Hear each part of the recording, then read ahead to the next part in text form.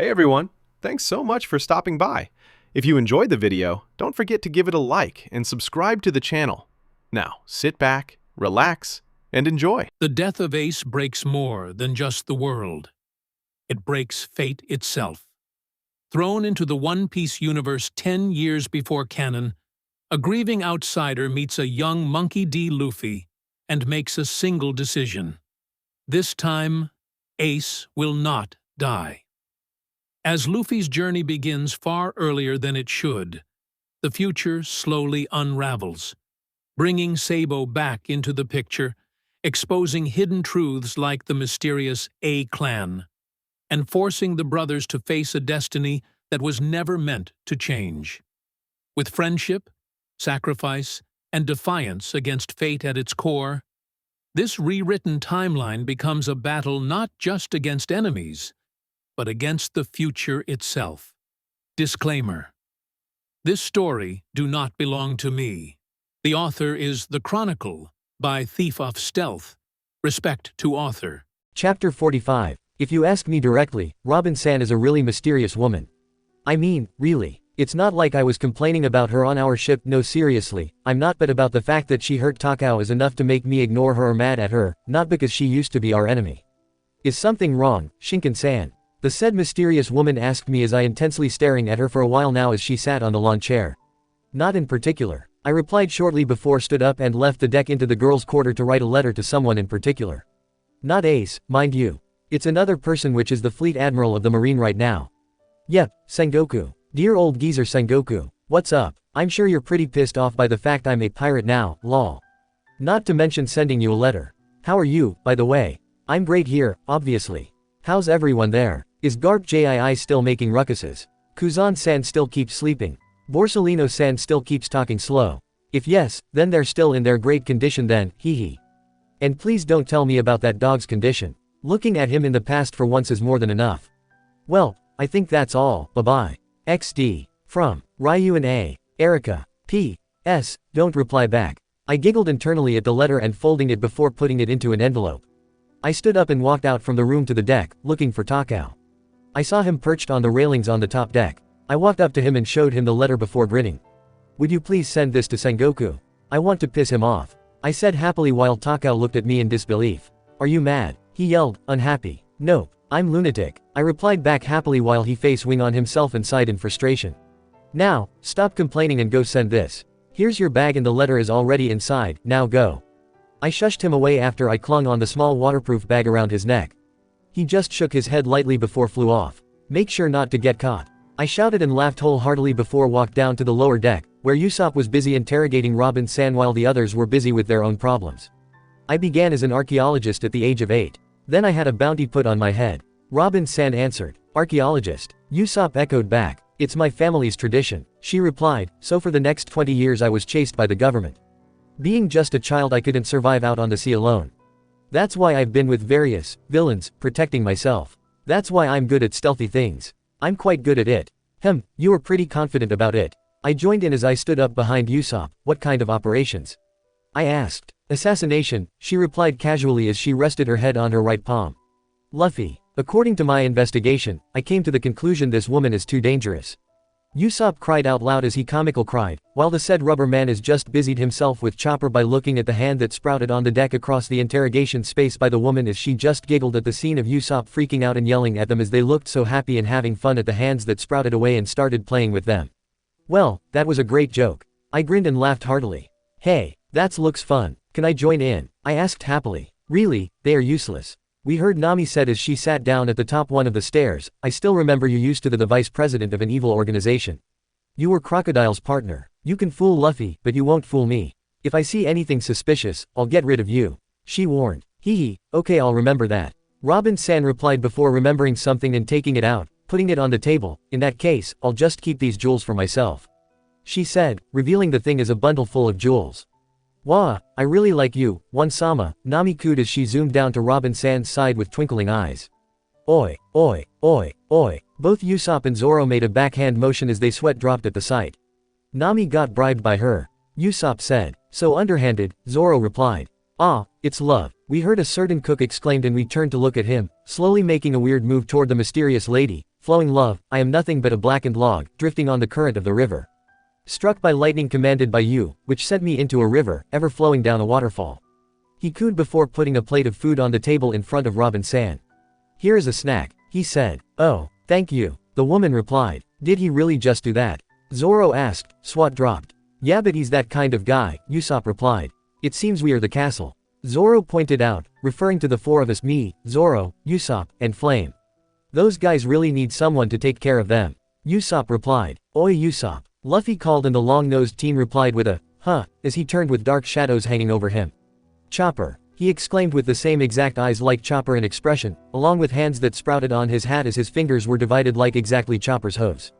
Both Usopp and me blurted out laughing hard as the four of us rolling around on the deck, laughing, while Zoro looking at us darkly as veins started to pop out, probably having a conflict between sweat dropping or getting angry at us before deciding to walk away.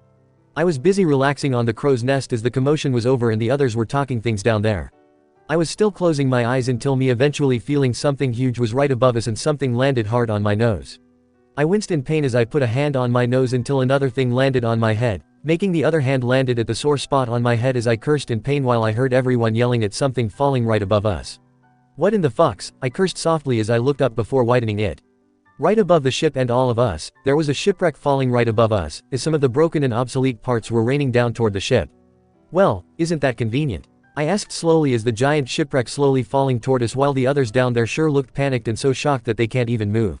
As the others busying themselves with their shock, I was sipping my drink casually as I saw the huge galleon slowly falling down right in front of our ship and landed on the sea. Some of the parts were still falling down, and the sea wave was shaking the ship badly, making the others panicked and hanging onto something before they fell down into the sea. Everything that humans can imagine is a possibility in reality. I quoted the physicist Willie Caron as I grinned while I bit the straw of my drink and still gripping the railings. How right is that in this place? I added and shook my head at the coincidence while the others were so panicked about it before looking down as I just saw a blur of a full-body skeleton just fell past my face. I looked down and eventually saw Usopp shrieking like a little girl as the skeleton fell right above him, making me blurted out laughing hard and pounding the railings as I laughed hard.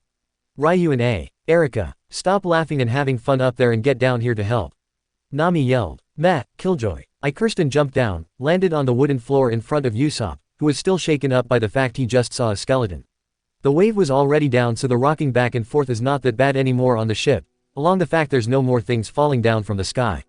Why did a ship fall from the air? Luffy exclaimed in wonder. Too weird, Sanji-san added. There's nothing up there, Zoro continued. Wah, Nami exclaimed in shock as we turned to look at her as asked what's wrong, what do we do now? She wondered as showed us the log pose, the pin was pointing upward. The log pose is broken. It's pointing up, not even moving around. She continued. No it's not. I said, there's another magnetic field. How? Nami asked. It's changing the direction of the pose. Robin-san said, if it's pointing up it means it must have locked onto a sky island. She continued. Sky island. Everyone echoed back in confusion, what at that? Can an island really float? Luffy asked in excitement. Did that ship and skeleton really fall from there? Usopp asked as he looked up at the sky. There's nothing that looks like an island. Zoro pointed out as he also looking at the sky. No, it's more like a floating sea. I explained casually. See, Nami yelled in confusion. That's even more confusing. Sanji-san pointed out while the trio stooges looked so excited about it. Is there really an island floating on top of a floating sea? Luffy asked once more before bringing up an arm and an index finger pointing upward. Alright, let's go. He announced. Everyone upward we go. Full speed ahead. Usopp announced. How are we doing that, Luffy? I asked as I sweat dropped. This is a ship, not an airplane. I added. Yeah, it's impossible for a ship to go up, Captain. Sanji-san agreed. To tell you the truth I've never seen a sky island, I don't know about them much, Robin-san told Nami. That's right, it's impossible. Floating islands and seas. The log pose is just broken, that's it. Nami exclaimed. Are you dumb, Nami? I asked as I made a face, log pose never broken. Not until we reaching the new world, at least, but that's another matter. Besides, I've seen it once. In the anime, I told her as I crossed my arms across my chest. Yo, quick pause, smash that like button, hit subscribe if you're new here, share this video, and tell me in the comments which part you're loving the most. I've heard it from Shanks long time ago. I added. But there's no way there are seas and islands above there. It must be broken. Nami argued. No, Kukai-san. What you should worry about right now is not the log pose, Robin-san pointed out, but how to get up there, she added. Sky Island, I wondered as I looked up and grinned while the wind's brushing off my hair softly. This is gonna be awesome, I said and giggled. Geshishishishi. XXX. Everyone was so busy talking about the log pose, sky islands, etc. While two of them are busying themselves by exploring the shipwreck. I could be careless about what everyone is talking about, cause I don't understand a thing about what the hell are they talking about until the conversation is finished, and now Robin-san is opening a coffin that landed on our deck and started completing the skull's parts, with me helping too. What did you find? Zoro asked. This, she replied shortly. What you're doing is really freaky. Nami commented. You too, Eri. She added as she looked at me. Why? I think this is cool and interesting. I replied happily. Dead body and two pretty ladies, they go good with each other. Sanji-san commented. As the skull is complete, Robin-san put the thing on the floor and started examining it, which totally looked cool and interesting. This hole here is not natural, she said as she examined the holes on the skull. So that means that this guy died when someone bashed his head? Sanji-san asked. No, it's from a surgery method known as trepanation. Isn't that right, doctor? Robin-san asked and Chopper confirmed it. Yeah, it was used to cure some head diseases in the past, but that is a very old method. He said. That's right, he died around 200 years ago, at the age of about 30. Robin-san explained, he must have died of sickness while voyaging. His teeth are still intact unlike the rest of his skull, because they were covered with rubber oil.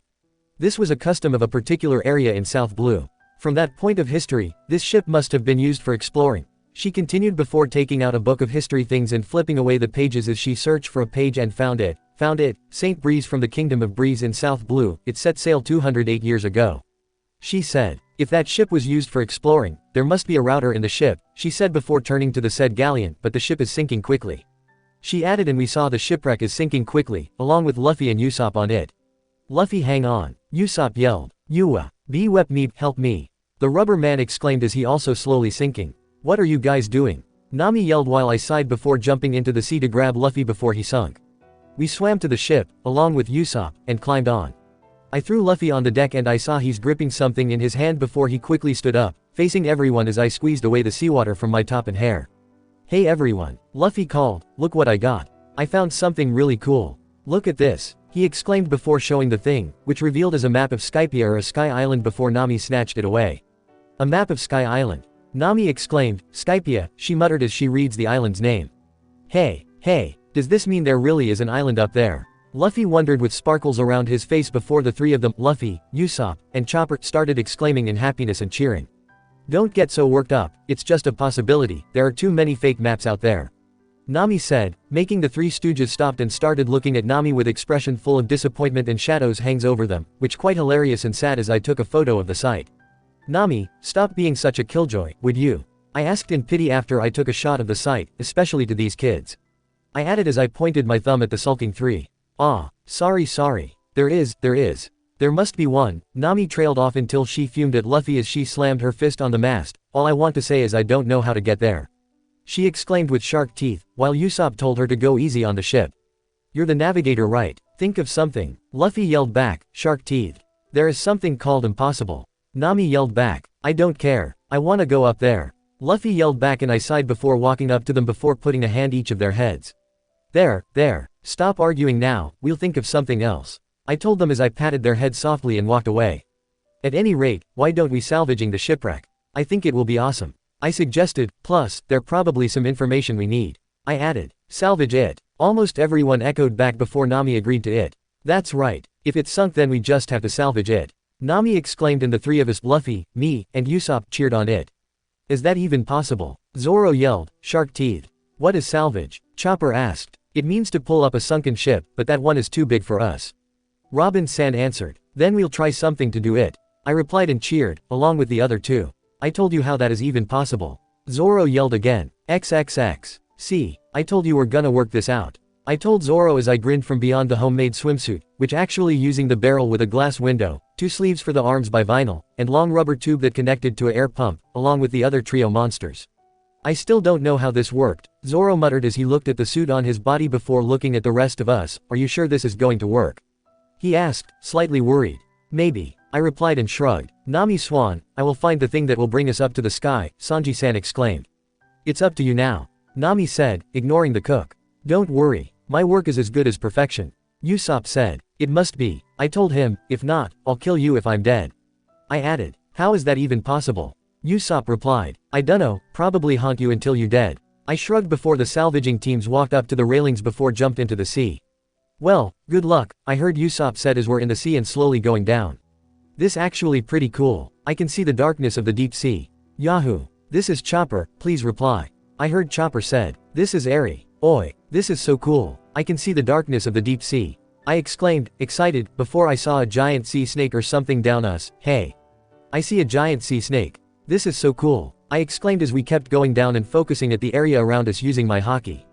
Salvage clash. Salvage clash. Salvage clash. I winced at the loud sound that ringed in my head as I used my haki before quickly cancelling my Kanbunshoku haki. I swear that salvaging pirate is really loud group. Not to mention their apes families. Not that I hate apes, as they're so adorable, but this one is so loud. And another one too, though. There's someone out there, right? I asked to the others up the ship, I mean, groups of monkeys, right? I corrected myself. Yeah, kind of, I heard Usopp said. What a trouble. I muttered as we kept going down until I saw something swimming toward us and I quickly punched it away, which revealed as someone. I just stared at the person that slowly floated up and shrugged. I always did that, whenever I saw something unusual or unfamiliar, I tended to punch or kick them away. Some fishes were approaching us as they looked at us in interest while an octopus latched itself on Zoro, maybe it likes him. Both Luffy and me smiled in excitement as we finally saw the shipwreck. We slowly landed on the deck of the shipwreck and we coded to each other to split up to look for things in the room together. We nodded and we split up away. I slowly swam into the sea floor and swam around in the room. I particularly only saw rubbishes, same goes with the boys. I saw Luffy brought up an old vase before it broke into million pieces in his hands. Then he looked at me and we swam together before we saw something that kind of weird from distance. We swam forward and finally saw the thing as a wooden and old speedboat. I knew this is an old version of Waver, if I'm not mistaken. Wow, this shit is really old that it almost looks like gonna fall apart if we don't careful with it. But then Luffy grabbed it an interest in doing things at it, making me slowly telling him to not do that too hard or he'll break it with sign language and he nodded in understanding as he stopped doing so. I gave his gestures to bring it with us later and he nodded before we swam away to the other side of the shipwreck and met up with the other two. Luffy saw a big chest from far away and pointed at it as he called us. Zoro took a harpoon piece and broke the lock before opening the chest, revealing a single feather at the bottom of the chest, making the other three were slump their shoulders in disappointment, as they probably hoping it is treasures, while I took the feather and twirled it. Then I felt something big is coming and quickly swam backward, along with everyone else that saw my gesture until suddenly a giant sharp thing pieced through the wooden and falling apart wall in front of us, surprising us at the sudden intrusion and Luffy yelled at the sight. Still not over with our shock, we felt something grab the shipwreck and saw a ball of air that came out from the sharp thing near us, slowly filling the ship with air as the ship slowly dragged up. Then we saw bunches of swimmers approaching us and the boys took them down and beating them up while I just watched the scene. After they finished and the swimmers are knocked out cold, we took off our barrel suits. See, it's okay if we take off the barrels. Luffy pointed out. I wonder if the air runs out from the ship and the seawater runs in again and we're gonna drown if we don't hurry putting our barrels on. I wondered. Stop saying creepy things like that. Zoro said before looking around. I didn't think that this much air could come down here, but who is trying to list the ship up? He asked. Could something have happened to Nami-san and Robin-chan? Sanji-san asked. I tried to contact them many times but didn't get any response. They'll be fine, I replied as I sat down on my barrel suit and twirling the feather in my fingers. Then suddenly a certain someone breaks down the wall across us with a punch, making us turn to look at it. Who dares to cause trouble in my part of the sea? The person exclaimed. Ah, a monkey. Both Luffy and me pointed out with blank face to the person as we saw him, which exactly like a monkey, only this one wear clothes and headphones with sunglasses. Do I really look like a monkey? The person monkey asked, slightly embarrassed and happy. I dunno. Yeah, you look more like a monkey than a real monkey. Luffy continued. What's that supposed to mean? Zoro asked as he sweat dropped at the statement. What? Luffy asked back. Why is he happy that he was told that he looks more like a monkey than the real monkey itself? I wondered as I sweat dropped too. Who are you? Sanji-san finally asked. I'm Masira. The person monkey replied back and we talked things for a bit. Really? You guys came from East Blue? The monkey person asked. Yeah, you really do look like a monkey. Luffy said, again. Ah, stop it, you're making me blush. The monkey person replied. Seriously? I muttered, what kind of person are things that blush just because somebody else telling them looks like a monkey? I added. I dunno, Zoro replied as he pulled the octopus away from his shoulder, probably just this weird guy. He added and both Sanji-san and me nodded. How can they get along so well? Sanji-san wondered. Maybe because those two are monkeys. I answered blankly before the monkey person saw the bundles we got and started going berserk, which of course was being handled by everyone. Then I suddenly felt a huge thing approaching the shipwreck we're currently on, and before I can warn the others, the shipwreck we're on suddenly crushed from either side, from the top and the bottom. As the shipwreck is crushed, seawater is pouring in fast, and we, the non-DFs, quickly breathed in the air before we're completely in the seawater once again.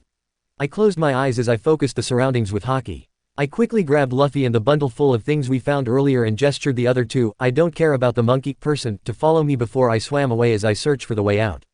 They seems to be following me as I found the way out and swam out, minding Luffy and the bundle too in my arms carefully. I felt my air is going to run out soon, so I sped myself up to the surface and threw Luffy along with the bundle 2 first to the ship as we right beside the ship and jumped on the deck. Is everyone okay? I asked to the others on the ship before looking around as I just realized at the dark sky, hey, who turned off the light? I asked casually. Luffy, what happened to you? Are you dead? Nami exclaimed as she slapped Luffy back and forth. Zoro, Sanji, Eri, both Chopper and Usopp exclaimed in reliefs. Let's go. We have to get out of here. Zoro told the others. That guy was a pain, Sanji-san cursed. You're safe.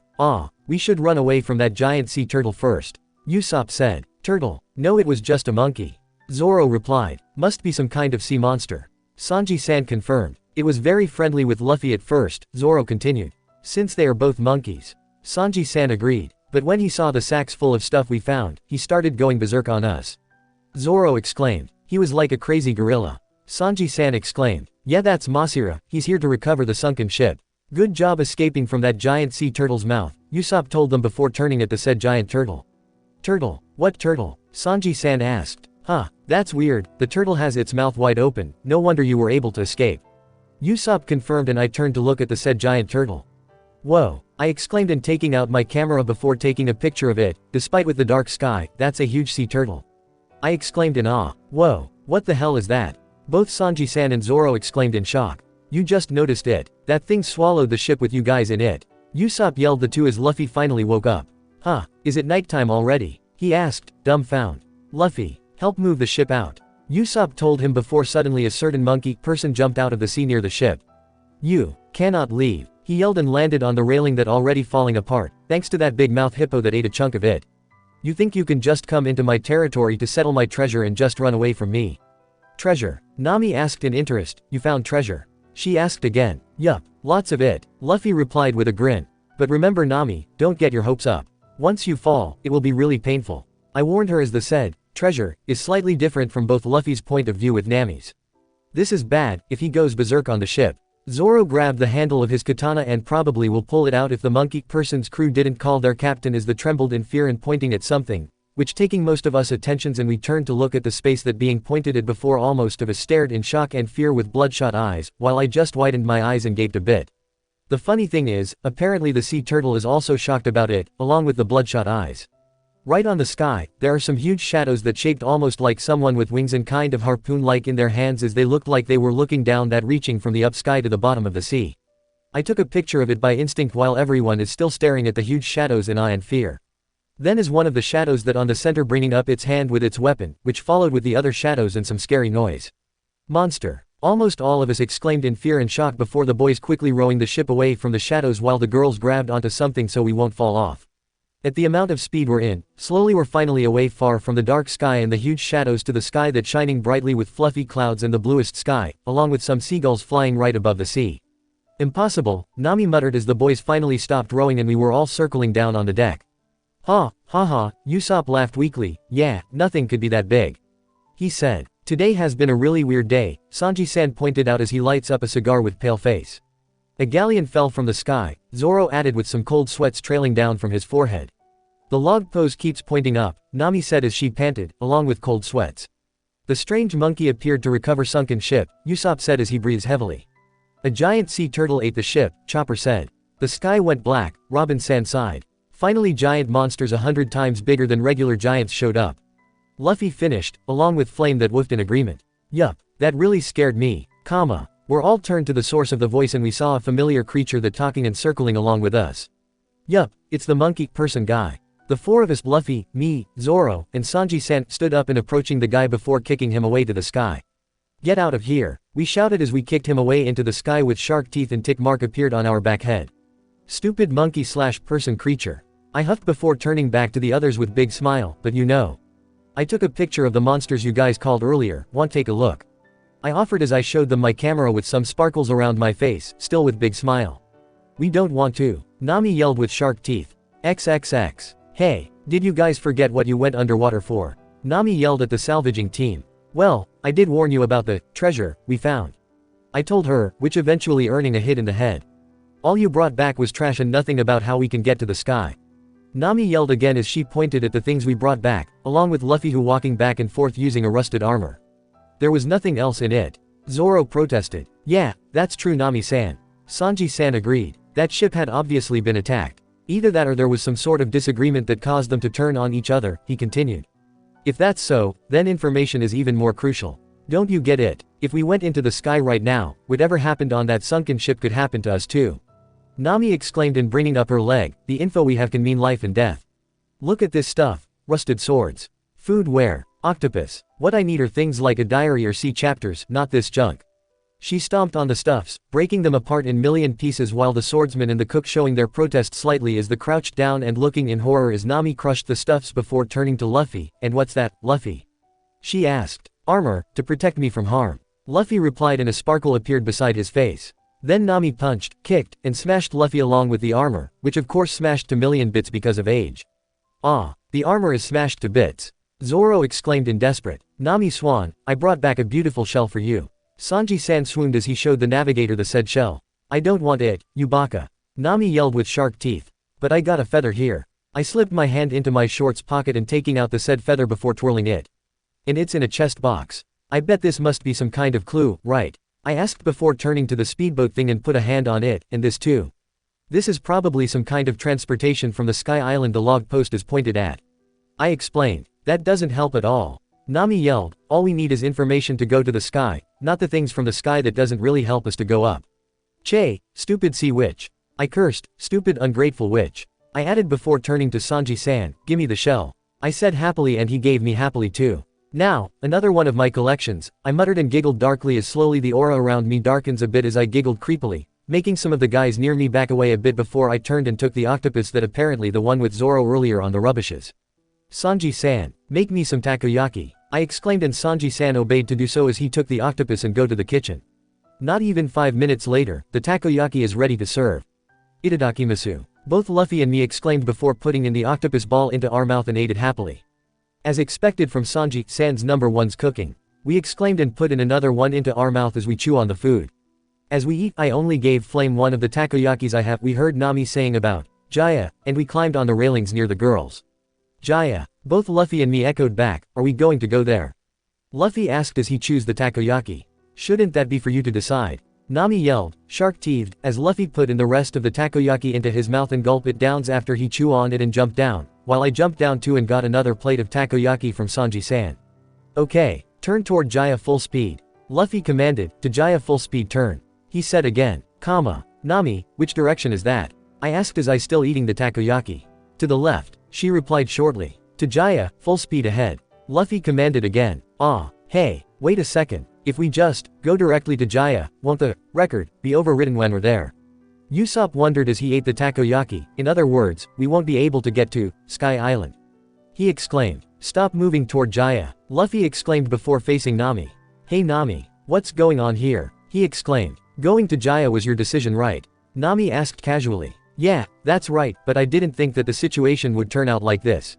He said. You didn't think, it's your fault then. The log pose has always been like that. Nami replied. Yeah, you're right. Luffy replied and I face-palmed. Alright, listen, I am the captain, so I'll decide where we go. Luffy said as he put in a takoyaki into his mouth. I want to go to Sky Island. He continued. You, sure, how will you get there? Nami asked. The fastest way is just to ask around for info. I said as I ate the takoyaki. Right, we can ask around in Jaya. Luffy replied. Well then, head for Jaya, Nami decided and walked away. Alright, to Jaya, full speed. Luffy exclaimed and Usopp hit his head at his simple mind. When we're there, the record won't be set so fast. How about if we leave Jaya before record is set? Robin-san suggested to Nami. It will be depending on luck then. Nami replied. Then it's settled. The four of us, the trio stooges plus me, joined in the conversation between the two as we ate the takoyaki. Alright me mateys, let's go. To the kingdom of meat. Yeah, don't daydream. Nami-san, Robin-chan, Eri-chan, the exclusive ladies only takoyaki, are done. Arigato Sanji-san, itadakamasu. Well, it seems we're gonna meet that annoying hyena at Mock Town, and if lucky, meeting with Kurohige. Chapter 46. Still can't see it, Usopp, Eri. Zoro asked from below while both Usopp and me were looking around for any sign of Jaya. I haven't seen it yet. Usopp replied. It's still quite far. I replied after I used my haki to detect the island. We kept looking around until I detected some things that were propelled toward the seagulls around us and shot them down, which eventually made the small doctor below screeching in shock about them getting shot.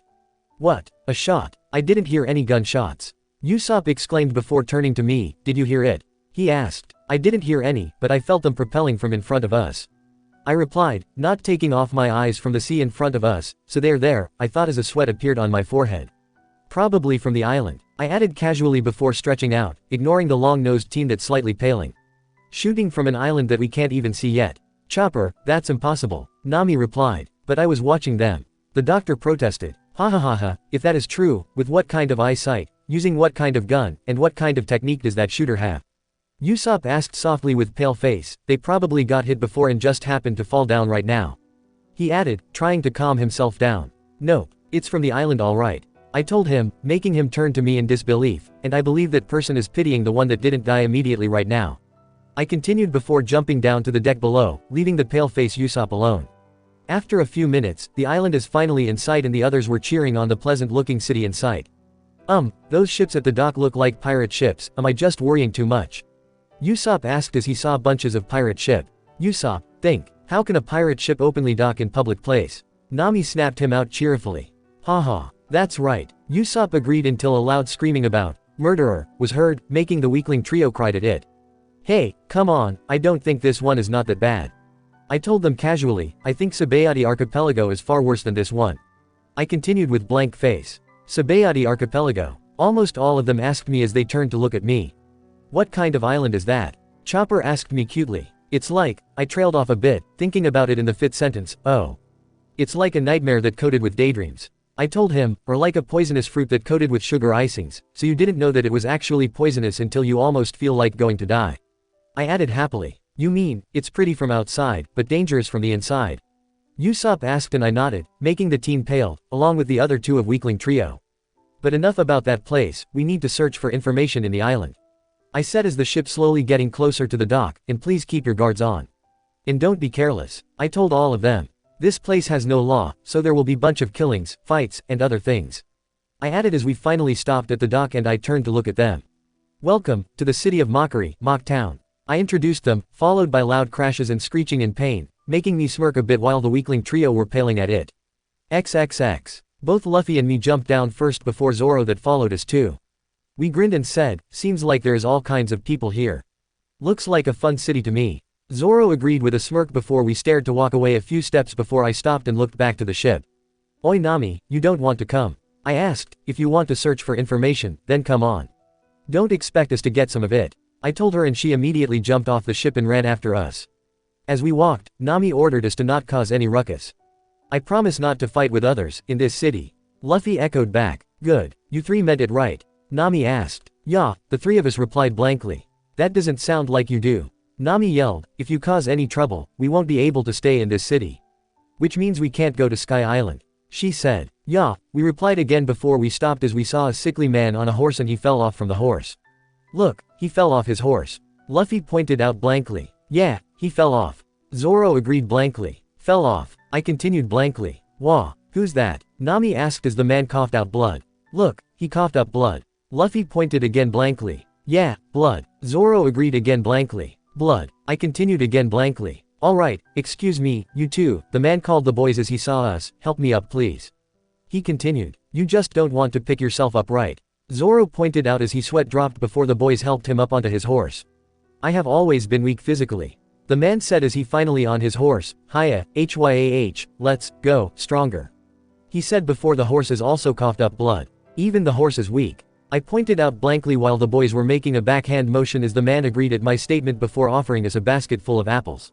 Apples are not my favorite fruit, so no thanks. But that didn't comply to Luffy, who of course immediately took one and bite on it, which at the same time something exploded right behind us and we turned to look at the scene. Eventually, there are 5 men that got the same apples from the sickly man before the apples exploded in their stomach. Wow, that must be a really nasty sight right there then. The others were really chaotic as Nami was choking Luffy to spit out the apple, which of course already too late, and Zoro was wearing a scary expression as he pulled his sword from the scabbard and yelling at the sickly man. The man replied back in saying that Luffy took the wrong one and would have been dead on the first bite, finishing the conversation that stating Luffy is really lucky before left with his sickly horse, and we continued our journey, along with a fuming Nami. "What's with this place?" she exclaimed. "Hey Nami, don't worry about it," I told her, "it's not like Luffy is going to die." I added, "But he almost got killed for no reason." She replied, "It happens." Luffy replied casually, "So don't let it happen." Nami yelled, "This is too weird. Will we really find any info in this kind of city?" She wondered. "If you want my opinion, I don't think we'll get any, sooner or later." I told her blankly, "This is Mock Town, town of mockery. You'll get mocked by everyone else here if you ask impossible and imaginative things like Sky Island." I continued before our conversation was interrupted by loud exclaiming and laughing. "It's that fighting champ," one of the people around us said. "How many victims have there been already?" The other wondered. "It's not like he is an infamous criminal." "Who is he anyway?" The other asked. "Best to have nothing to do with that sort of guy." Another one said. "Champion." Both Luffy and Zoro turned with tense and, "I have found a challenge, looks. Don't get any ideas," Nami yelled. I just stared blankly at the figure on the highest building around here while the others continued walking as Nami yelled at the boys before I followed them. We walked into some kind of resort or hotel or some sort like that pretty much quiet until someone, probably the owner, ran toward us. "A customer. This is such a bad time," the owner said to us as he swayed back and forth. Tropical Hotel, is currently, bought out, by Bellamy-sama," he told us. The others didn't care about it, even defending themselves while I just stared blankly at the owner that is making a weird move until a voice stopped him and making him flinch, making me turn to the source of the voice, revealing it as a pair of man and woman with a pretty familiar tattoo on the man's chest. "You, the dirty kids, where did you come from?" the man asked. Sarki-sama. "Welcome back." The owner was being cut off by the woman. "Stop making excuses, kick them out. Do you know how much we spent to buy this place out?" the woman exclaimed. "Well said, Lily." The man, Sarkis, I suppose, told the woman as they were right in front of Luffy and me, "Go home, kid." He told Luffy as he looked at him. Luffy turned to Nami and asked, May I send this guy flying with my punch?" "No way," Nami replied. Ha ha, interesting kid. Wants to send me flying." The man exclaimed before throwing some monies right in front of us. "Hey, you look like such a poor pitiful kid. Take this, use it to buy some nice clothing," he said, which practically lowering us down as the three of us, Nami, Zoro, and me, looking at the scene darkly while the asshole and the woman bitch were laughing us off. I sighed and walked away as I grabbed Luffy from his arm. "Let's just walk away from here, there's no use staying here with these brainless pricks," I said as I walked away, dragging a protesting Luffy with the other two following us. We walked back to the town and went into some kind of pub that quite crowded. We sat down on the stools in front of the counter and I was in the middle of Luffy and some kind of huge guy with black curly hair. We ordered some food and drink as Nami asked things about Mock Town. I was totally not giving any attention to the conversation between Nami and the bartender and I turned to my side, making me widen my eyes as I saw a really fucking familiar guy right beside me. Marshall D. Teach, aka Kurohige. And he ate pies right beside me, casually and without any care to the world, or any sense he did. I was staring at the man wide-eyed before turning back to the front, face paling a bit as a plate of food was served in front of me. I ate it slowly until a certain person right either beside of me slammed their fists on the counter, which startled me a bit. "Hey, Austin," both Luffy and the asshole right beside of me exclaimed, taking the bartender's attention and the other two. "This cherry pie tastes so bad good that I'm gonna die." Both of them exclaimed before turning at each other with bad looks before they drank their drink together. "This soda tastes so good bad." Both of them exclaimed again before glaring at each other with imaginary sparks as they mocked at each other before turning to the bartender, which actually didn't really care about it cause he's not the cook, and ordering pies at him, starting from Luffy who want 50 pieces of meat and the asshole who want 51 cherry pies. The amount is slowly increasing by each other until the two of them were holding back punches and Luffy's leg was almost stepping on my food if I didn't quickly took it away and continued eating it while the other two yelled at Luffy at it. "You are, a pirate?" the asshole asked with menacing look. "Yeah, that's right," Luffy answered. "Bounty, 30 million, 30 million. You," the asshole asked before he snapped, "It's not possible. You're lying," he yelled. "I'm not lying. It's true," Luffy yelled back and I withdrew my bow staff to bonk my brother's head with pissed expression. "Knock it off," I yelled, pretty much pissed because their yelling was hurting my ears before turning to the asshole, "And you? Stop yelling. Can't you see that I'm trying to eat quietly here?" I snapped and breathed heavily as the place suddenly in silence. After I calmed myself down, the bartender came with a bundle of pies for the asshole, saying that he should go now and not making a ruckus. I was still staring darkly at the man, who somehow was staring back at me before turning to me as he took the bundle. "You," he called, "you're a pirate, right? What's your bounty?" he asked. "Does it really matter to you?" I snapped as I crossed my arms across my chest and glared at him. "You're not gonna touch any of my brothers as long as I'm alive." I growled as I stood up in front of my brother, who was assisting himself after got a hit from me, and I death glared at the bastard, who stared back before walking out, and the pub is back from the way before the ruckus. We were back to our seats as I yelled at Luffy for the scene earlier until a certain someone walked into the pub, which eventually made the pirates hear talking things in fear. "Are there any pirates, with a straw hat and a cap in here?" someone asked as he walked in darkly. "It's Bellamy," someone exclaimed, and we turned to see who the hell is he. "Great, the real bastard shows up now. And his second mate, Scarlet." Another one chimed in. "True, I saw a woman with bright red hair and hourglass body which is pretty much attractive was right beside the bastard." So you're the 30 million bounty boy and the 35 million bounty girl." Straw Hat Luffy, and Demon Fox Airy. Bellamy the hyena, said as he slowly walking toward us, along with this scarlet woman. "What is it?" Luffy asked. "Someone is looking for you too, Luffy, Airy." Zoro pointed out. "We know, Mr. Obvious." I replied blankly. "Isn't Bellamy the name of the guy who reserved the hotel?"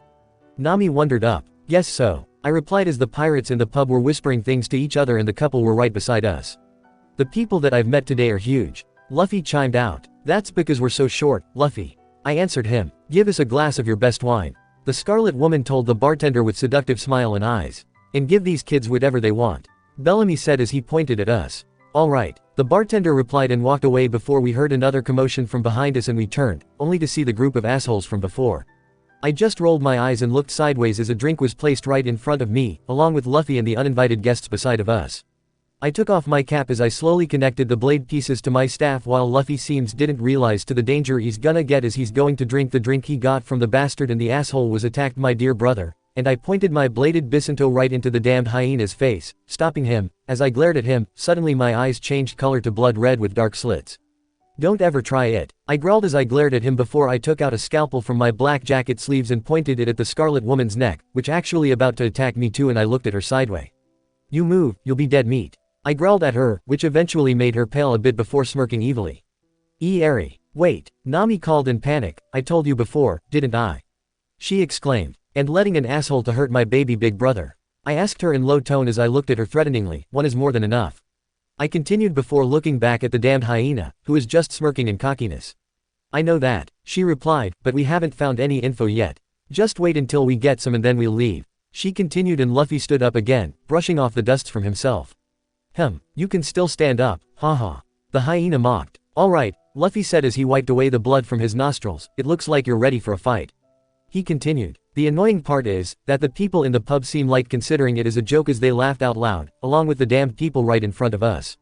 "Yahahaha. This isn't a fight, it's a test," the scarlet woman exclaimed as she looked at me in full cockiness. "Come on, show me what you got," Bellamy exclaimed. "Luffy, Airy, wait," Nami stopped us before turning to the bartender. "Hey mister. We want to go to Sky Island, do you know anything about it?" she asked, which pretty much loud that making everyone in the pub in silent for a moment, making almost all of us wondered a bit before they burst out laughing, louder than before.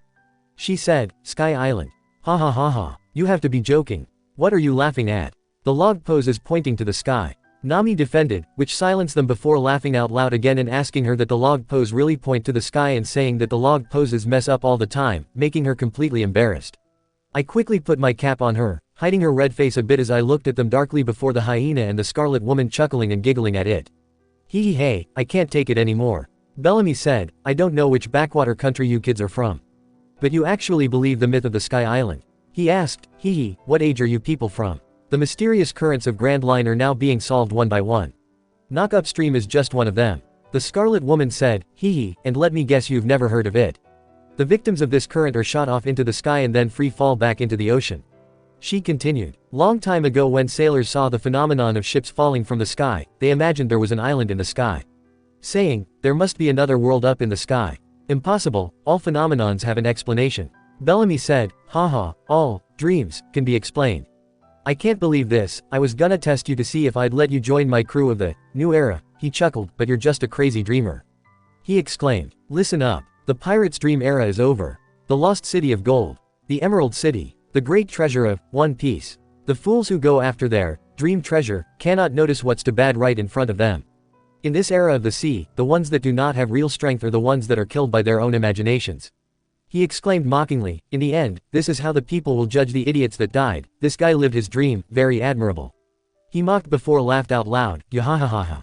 What a joke. Whenever I see those idiots who chase their dream, the hyena took a bottle and charged at Luffy, hitting him with the bottle, shattering it. It makes my stomach cringe. He exclaimed. Luffy. Nami called while both Zoro and me just stared at the scene blankly as Luffy lied on the floor with the same expression. It's all because there are wimps like you that we pirates get such a bad representative, the hyena said, and suddenly a glass full of beer was thrown toward Luffy and landed right beside him. He, get out losers, you're making the beer taste bad. Bellamy said it all. Get the hell out. Hurry up and leave this town. More things were flown toward us while we just stared at the scene blankly. Not to Nami, of course. Luffy, Zoro, Eri, forget the promise. Just kick his ass. Nami told us, totally pissed as Luffy sat up and called the two of us. Zoro, Eri, he called and we turned to look at him. Whatever you do, don't fight against them.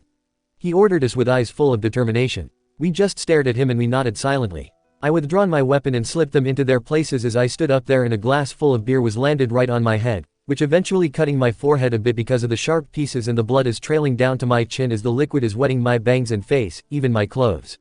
More things were thrown at me and both Luffy and Zoro were being beaten up by the damned hyena while I was being beaten up by the Scarlet Woman. Cuts, bloods, and got wet from head to toe because of the beers, wines, rums, and grogs that thrown toward us. We just received the beating silently and the others were laughing their ass off because of our forms. Luffy, Zoro, Eri, what are you guys doing? Fight them. Sending them flying will be enough. Nami yelled at us while we didn't say or even moving a bit, just looking at the people. Those were laughing their asses off blankly. Haha, it's useless, lady. They are very clever, they know they won't win. The Scarlet Woman said as she walked towards me with a glass full of beer and dumped it onto me, even though not facing a strong opponent is a wimpy decision. She mocked before hitting me with the glass, shattering it into pieces that making me bleed again because of the sharp pieces. But still, I didn't do or say anything as I still standing still right beside Luffy, who is also already all bleeding up, along with Zoro while the bastards were mocking us. No resistance. Sound good. The damned hyena said, those useless and prideless people, who won't even fight when getting attacked and still daydreaming are insects. He exclaimed. Nami sure looked so pissed at that, while the three of us just stared at it blankly before the hyena stood up and approaching us. Not fighting, a weakling that is actually worth 30 and 35 million makes me wonder how strong they would be. Haha, it is a disappointment. He mocked, this is the first time I've met these kind of chicken shit. He then spitted out the beer he drank to the three of us, making Luffy cough a bit. Hey, throw the garbage elsewhere. He mocked, it take too much space. He stated before kicking Zoro away and one of his crew was slamming Luffy right into the window. Then this Scarlet Woman was kicking me right in the gut with her high-heeled leg and threw a plate toward my face, which caused another cut on my face. Ah, did I just destroy that pretty face of yours? The woman mocked and the women there were laughing their asses off at me while I just stood there blankly, a hand gripping my gut where that woman kicked me before she eventually kicked me again towards where the boys are as I sledded to them, some of the sharp glasses cutting my arms and legs, but still not making any movement along with the boys as Nami was approaching us with Luffy's hat in her hand. Hey woman, why not let me buy you? Someone exclaimed, which a statement for Nami, following that person will never lead you to the next generation. How much does it cost to satisfy you and come with us? I could feel Nami was glaring at the person before answering, sound good. Buy me off. Correct. You will be very happy coming with us. The person said, I'm sorry, for me to join a team filled with small fries like you will be a waste of my talents. Nami replied, ha ha ha, which means you're very expensive, right? The person exclaimed and the place is full of laughter once again. Take those three and disappear. While they're still alive, chumps. The damned hyena said and the snapped Nami off as she grabbed both Luffy and Zoro by their clothes and walked out from the place fast, followed by me that already on my feet again as the people inside still mocking us. Sky Island does exist. We stopped and turned toward the source of the voice, revealing it the same asshole from before, Kurohige. Ziahahaha. The cherry walnuts here are the best after all. He exclaimed happily. You're, from before, Nami said as she let go her grips from the boys' clothes, making them landed onto the floor. Why are you still angry? Oni-chan, that battle just now, those three have won it. Kurohige told Nami, which of course didn't understand a bit while the three of us of course understand it as my mind traveled back to where Shanks is going to sail off long time ago and to Ace that saying that the next time we meet at the Pirate Summit. The way you yelled at them was great too. You have a lot of guts, woman. Ziahahaha. Kurohige told Nami and both boys were finally standing up and both Luffy and me were staring at Kurohige. The new age, those guys were babbling about, it's all bullshit. He said, saying that the age for pirates who dreamed is over.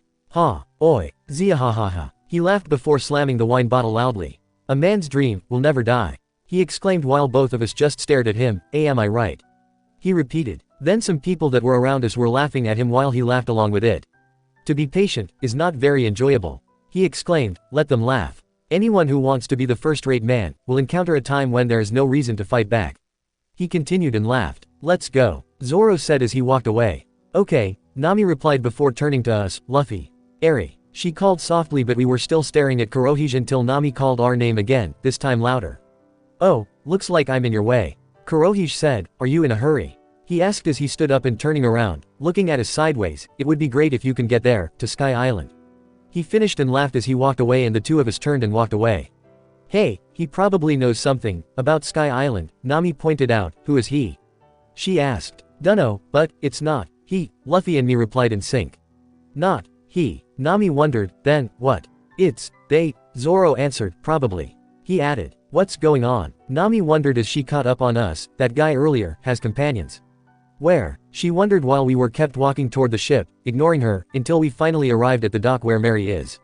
Luffy, Zoro, Eri. The trio that on the ship screeched loudly as they saw us, all bloody and stuffs. You guys, what's with those wounds? What happened? Usopp asked in panic. Eri-chan, we must go treat your wounds immediately, the cook exclaimed in worry and panic. And Nami-san. Are you alright, Nami-san? He asked. Doctor. The small doctor yelled in panic.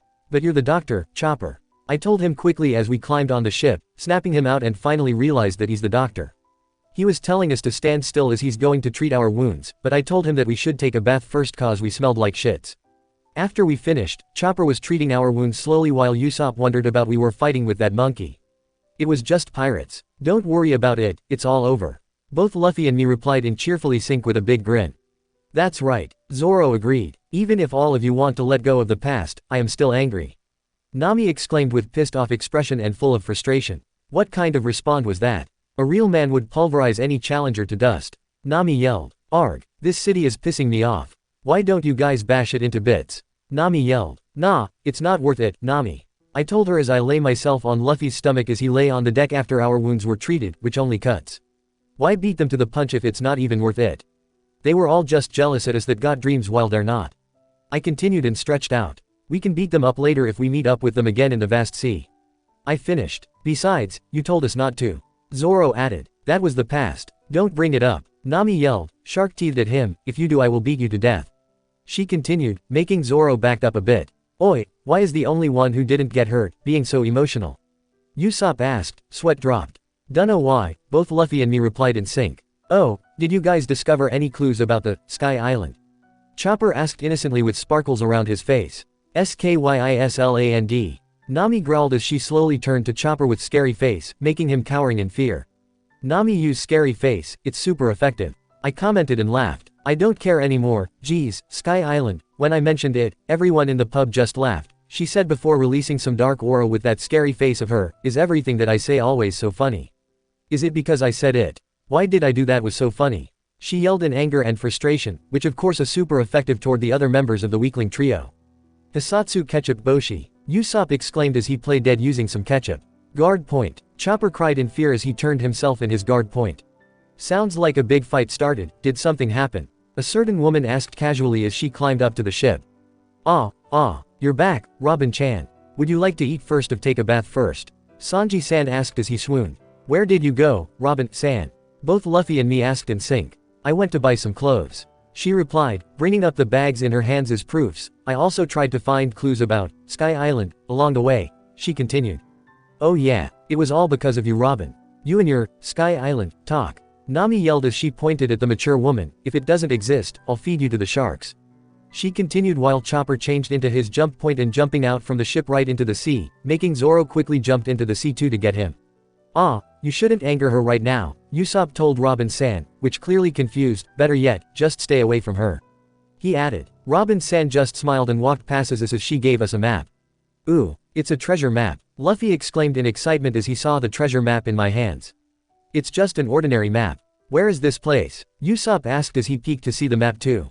It's this island. I told them, the city on the left is where we are, Mock Town. I pointed at the left, while on the other side, do you see the X mark on the east coast?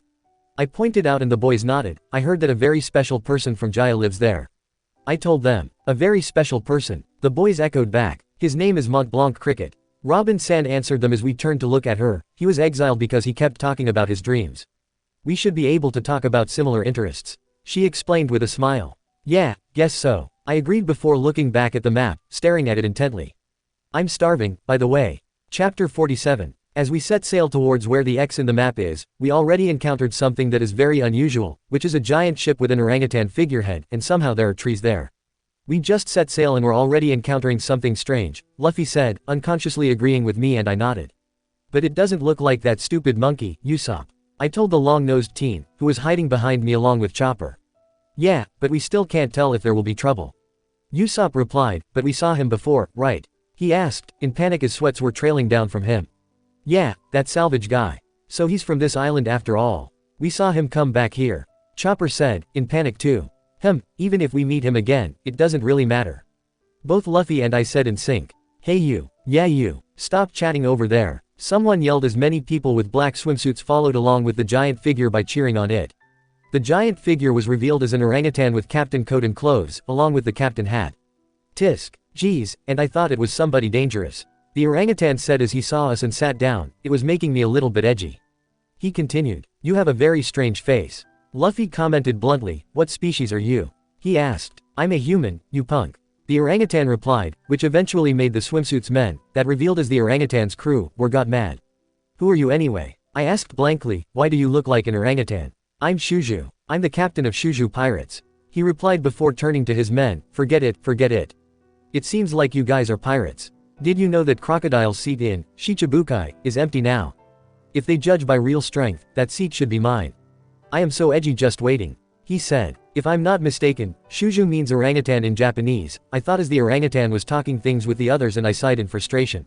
Seriously, we got no time to hear his ramblings. And then I remembered what will happen later. I quickly put my earplugs before the orangutan was using a very loud sound wave that's actually destroying his very own ship.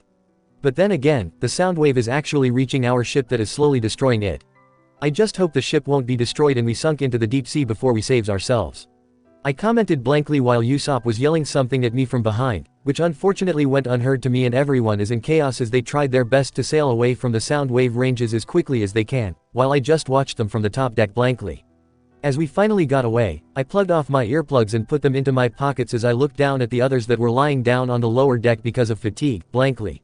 You guys finished panicking? I asked casually, which actually earned a thing thrown at me and hitting my forehead fair and square by a certain navigator, hard.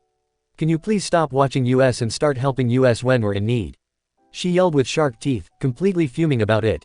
Hey come on, there's no need for violence. I yelled back, holding my reddened forehead. Then go patch the ship up. She yelled again and I was grumbling and cursing on the way down to help Usopp up to patch the ship up. Really, that stupid orangutan.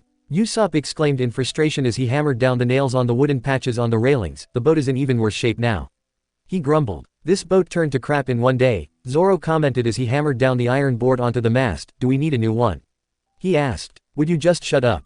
Usopp yelled at him, completely objecting the suggestion. Hey, don't worry Usopp, going merry-go is our friend. We just have to work hard and repair it. Luffy told him with a grin as he also helped, until he was unconsciously adding weight a bit on the wooden patches on the railings that made it broke down again, while Usopp complimented him as he moved at Luffy's speech, but he eventually hit him because of it. But Mary-chan is sure in a bad shape, I commented. Sooner or later, she won't be able to hold all of our weights in the weather conditions, and will break down into small pieces, leaving us sinking in the sea. I continued. Stop saying nasty things like that. Usopp yelled. Oh come on you stupid long nose. Don't be a naive. You also knew that Mary-chan won't last long anymore sooner or later. I snapped at him. Stop making fake hopes that you don't even know that will happen. I exclaimed before hammering back the railing, which eventually broke it down too. Ah, I broke it. Sorry. I apologized without feeling sorry at all, with a straight face and tone. If you're sorry, then stop destroying the ship and at least show slight sorry in your tone and expression. Usopp yelled, shark-teethed.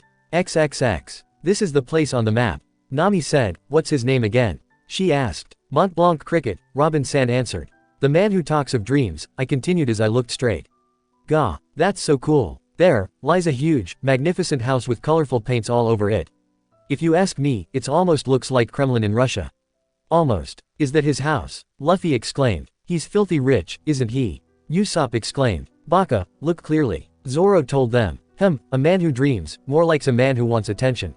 Sanji-san commented. What are you talking about? Chopper asked in confusion. It's clearly just a wooden board. I told them as the ship slowly approaching the coast a little away from the house, revealing its true form, which is only a half a side and the rest is just plywood, and also shocking the Three Stooges. I told you so. I added before jumping onto the coast and approaching the house, and bluntly opened the door of the house, sorry for the intrusion. I said as I walked inside, ignoring Usopp's yelling at me. I walked around the house and saw there's nothing valuable in particular, or that's what Tanami's thought, not mine. No one seems to be home. I commented before I heard footsteps behind me and stopped behind me, which revealed as Usopp and Luffy's. Hello, Luffy shouted as he walked around.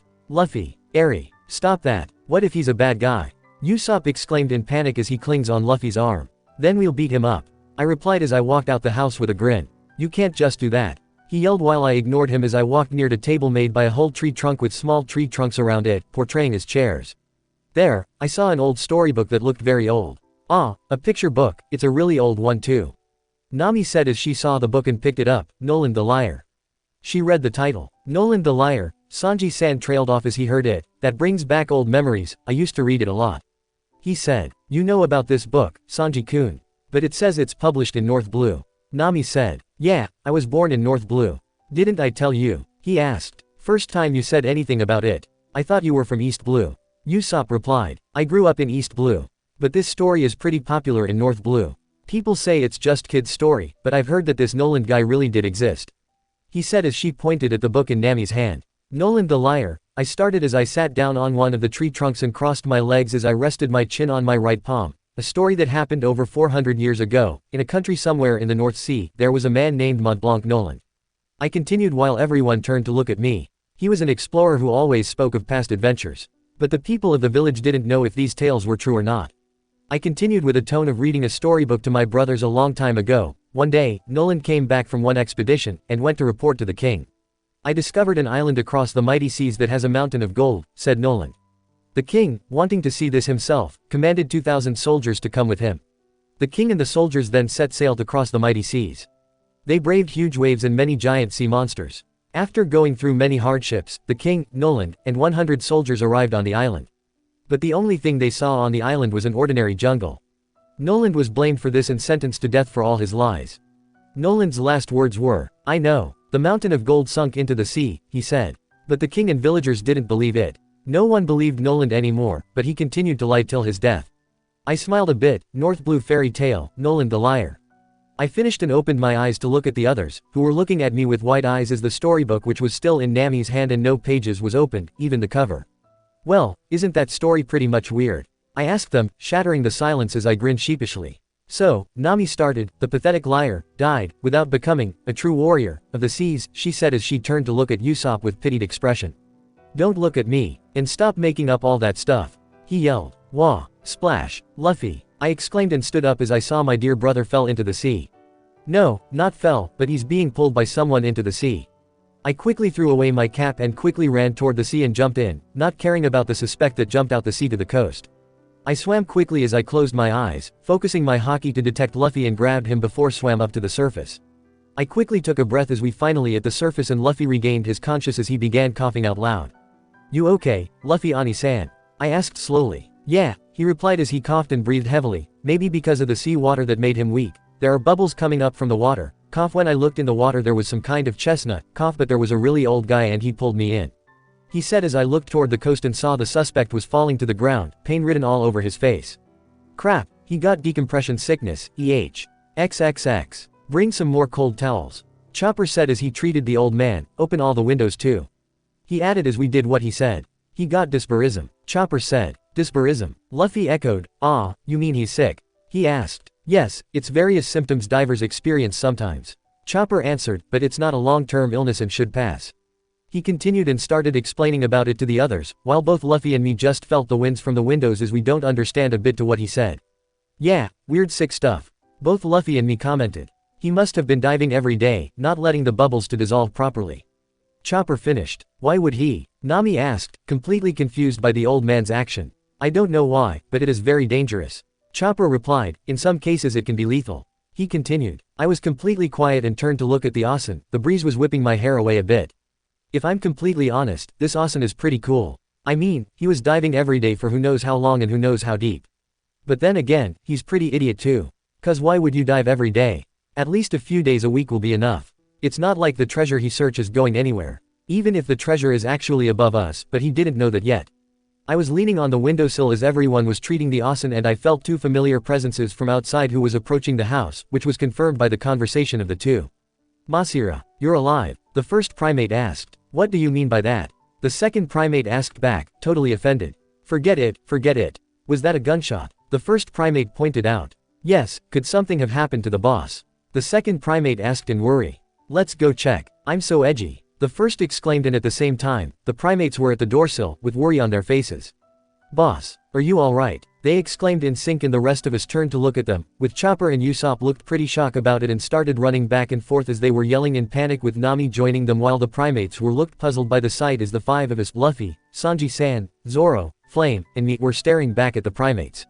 What are you doing here? The orangutan yelled. What did you do to the boss? The monkey yelled. We're taking care of him, so leave us alone. Luffy replied as he was holding a basin full of water. They won't listen. They are beasts. Everyone, escape through the window. The weakling trio exclaimed in panic, but unfortunately that's not necessary, cause the primates were touched at our action and crying right now, saying that we're actually great guys, making the weakling trio fell down to the floor comically.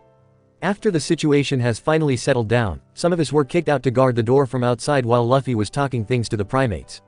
Do you two live out here too? Luffy asked the primates. Actually, our boss's home is also the HQ of the allied Tsuruyama forces. The monkey replied, however, we usually live on our ships. This house is too small for us. The orangutan said as he laughed. You two are big, but compared to the giants, you're like earwax to them. Luffy said, and they continued their conversation lively. How can they get along so well? Usopp asked in bewilderment. They're just simple-minded. Zoro answered. No, that's because they're primates. I replied, and Flame woofed in agreement as he nodded before the door was opened, revealing Chopper that told us that the Asen is already awake, and we walked in as he called for Luffy. Hey Diamond Head Asen, I want to ask you something. Luffy exclaimed as he walked into the Asen. Thanks for your help and sorry for all the trouble. The Asen said, I thought you were like those fools that trying to steal the gold. He continued, and Nami's eyes changed into berry currencies. Gold? You have gold? Nami asked. Don't act like those fools. Both Usopp and me said in sync as we turned to her. You wanted to ask me something, what is it? The Asen asked Luffy, back to the real topic. We want to go to Sky Island. Please tell us how to get there. Luffy replied happily. Sky Island. The Asen echoed back before bursting out laughing. You guys actually believe in that? He asked while Usopp was holding Nami down as she was pissed and about to hit the Asen. Sky Island doesn't exist. Luffy asked back while the Asen chuckled as he settled down a bit. I don't know either, the Asen replied, but I knew a man who said it does. He was known as a liar though, someone who was always being laughed at.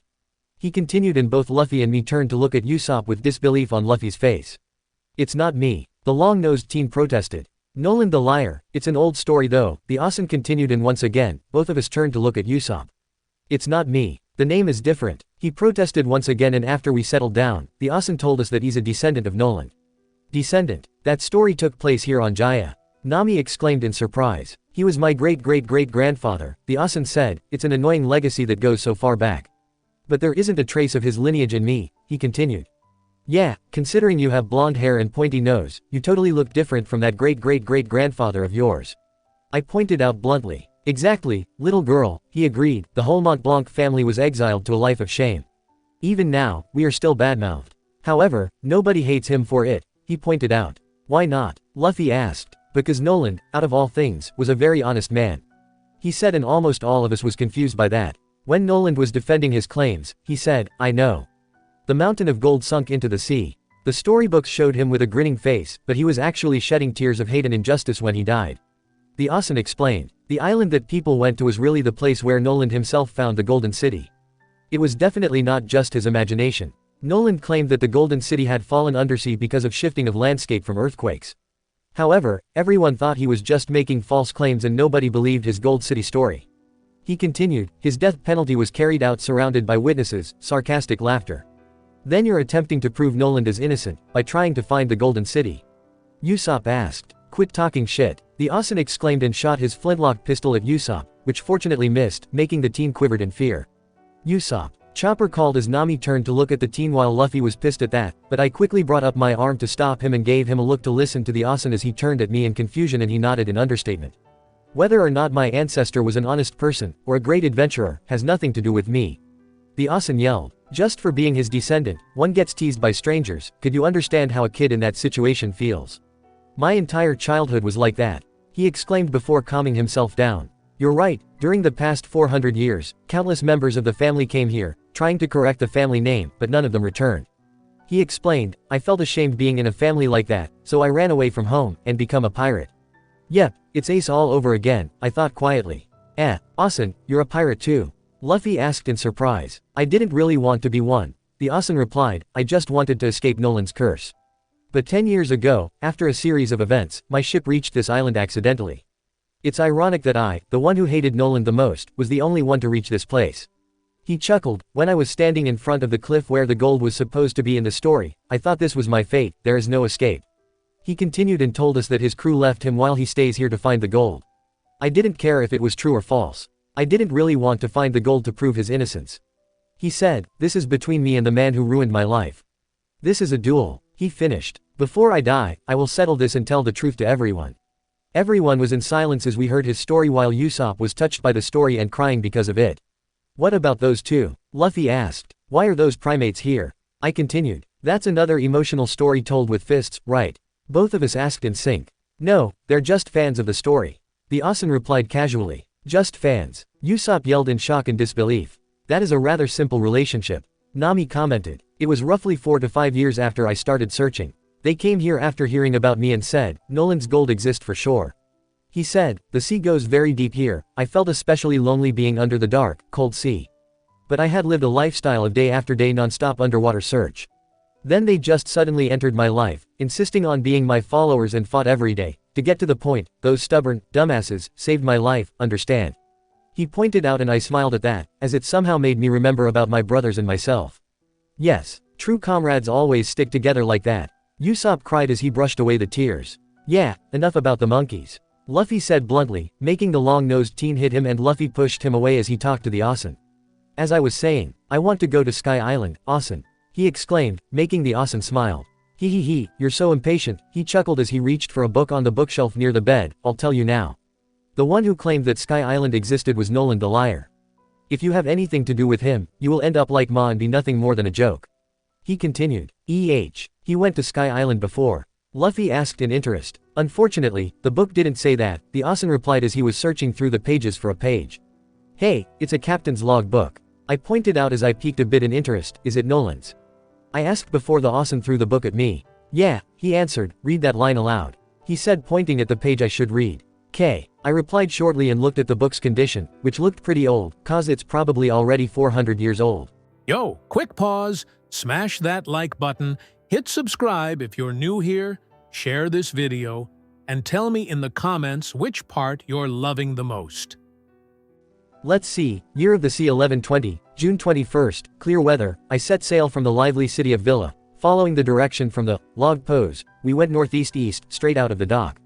I read while the trio stooges plus Nami were listening to me intently. In the afternoon, I met a merchant ship and bought a unique object. It's a small snowboard-like object called Waver. It is a strange boat that will move even when there is no wind. There seems to be a secret method needed to use it, as I could not control it well. I continued, now it has become a popular toy among the crew. No way, I want one, Nami said while the other three were still listening intently. The Waver's source of energy seems to only exist on Sky Island. It is said that there are a lot of special items found in the sky. Speaking of Sky Island, a fellow adventurer once showed me a living sky fish. I was surprised seeing such a strange creature. I continued, with our ship it is impossible to get there, but being a sailor, I really wish I could go to the Sea of the Sky someday, Mont Blanc Noland. I finished and looked at the four, who were pretty excited at it. Sea of the Sky, Nami exclaimed in disbelief and hope. Just like what Robin said. Luffy said, and judging from the text, it is without a doubt that Sky Island still exists. Usopp implied. Before the four of them cheered up that Sky Island really does exist, making me smile at their childish behavior and walked out from the house, seeing the primates with the Asen. Thank you for giving them hope, Chestnut Asen. I thanked him as the three of them turned to look at me. Maybe if you didn't help them and tell them about it, they're probably losing hope and missing out the most beautiful adventure we're gonna get. I continued and smiled at him, making him smile back. Don't thank me yet, he said, you still haven't gone there yet.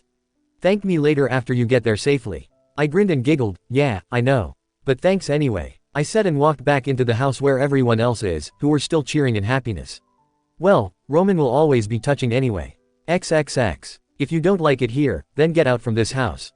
Face it up, sucker. Stop crying, would you? Stop being such a crybaby. I'm sorry, I won't cry ever again. Shut up, would you? I don't even understand what the hell you were saying. I'm sorry, I won't say anything ever again.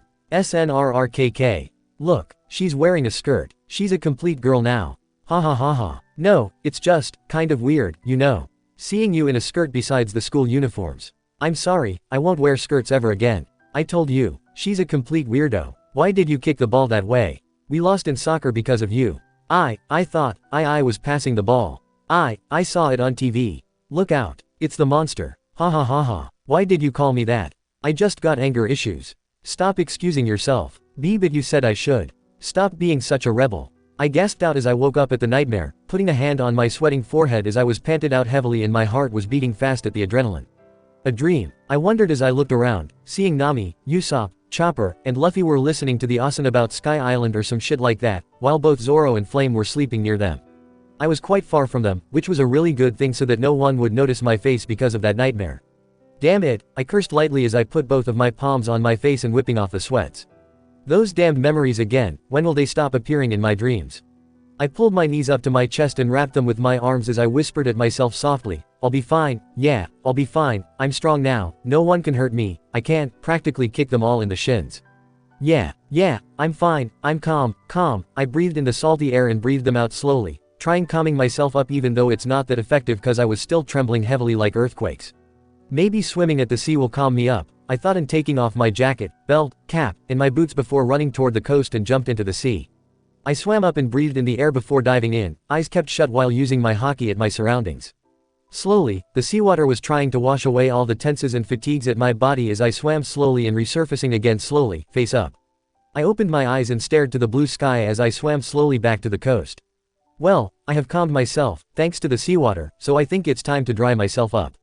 Oi Eri. I heard a familiar voice called me and I turned, revealing as Luffy that was calling me, come on. It's meal time, hurry up before the foods are gone. He exclaimed with that big grin of his and I stared at him with half-lidded look. Aren't the foods gone because they're in your stomach? I pointed out while he just giggled before running away. Hurry up before the foods are gone. He yelled once more as he ran. I shook my head at his behavior and smiled softly before swam toward the coast and pulled myself up from the sea. I grabbed all my stuff and walked to the ship to wash myself up from the seawater. I walked into the bathroom and turned on the shower while I stripped myself up before walked into the shower and stand still, letting the water to wash the seawater away. Anyo, see can you hear me? I opened my eyes and looked around me fast, but I didn't see anything or anyone though. Weird, I'm sure I heard. See can you hear me? I whipped my head and I saw a feminine figure with ram horns on their head. I was totally dumbstruck at the figure as they looked happy that I saw them. I looked closer and it revealed as a cute girl with bone-white wavy short hair and ram horns with ears on either side of her head. She was wearing a one-piece cream dress and barefoot. Oh, and if you didn't realize, she's a bit transparent. Why you can see me, right? She asked happily and timidly while I was still awestruck and nodded slowly. She smiled brightly, and cutely, happily while I inched myself down to the corner after I turned off the shower with scared face. Seriously, who won't be scared shit if suddenly when you take a bath and there's a transparent figures that's suddenly talking to you? I will. Who are you? I asked bluntly and she gasped as she looked like she just realized something. Ah yes, I forgot. I'm this ship's soul, or some people call us, Klabotterman, she explained and once again, I just nodded, I'm here to tell you something, she said. Now, I looked at her intently and seriously as I heard her tone was getting serious, as well as the situation. So, what is it? I asked while she looked down, whether doubting herself from telling me something or whatever before looked at me with determination in her dark eyes. I want to tell you, that I won't last long, she finally said and looked down sadly, I want to take you guys further. But with all of the damages I got, she stopped as she looked down, her bangs shadowing her eyes. I just stared blankly before sighing and stood up, approaching her and put a hand on her head, which surprisingly didn't went through and she's pretty short. Don't worry Mary-chan, we won't be mad at you. I told her and smiled softly as she looked up at me, we're nakamas. Nakamas won't blame at each other. We'll understand, or maybe almost all of us, but that's aside. I said, thinking about Usopp. I know, it's Usopp-san what I'm worried about, she said, Erika-san. She called and I saw determination in her eyes as I looked at her. "See, can you, please, help me up? I heard that you have power to boost every soul to their max. See, can you do that to me, please?" She begged. Well, about that, I trailed off as I looked aside. "I still don't know how to do that, actually," I told her, which making her disappointed a bit, "but I'll try my best," I said, making her sheep ears perked up as I said that as she looked up at me with spark of happiness in her eyes.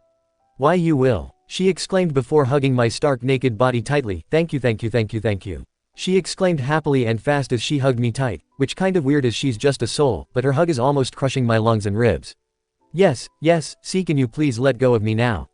I asked her slowly as I felt air is starting to running out. "It's getting hard to breathe here," I added, and she finally let go of me, apologizing along the way. "Thank you, Erica-san," she said with happy and cute smile, "for assisting me," she finished before slowly disappearing into thin air, leaving me alone in the bathroom.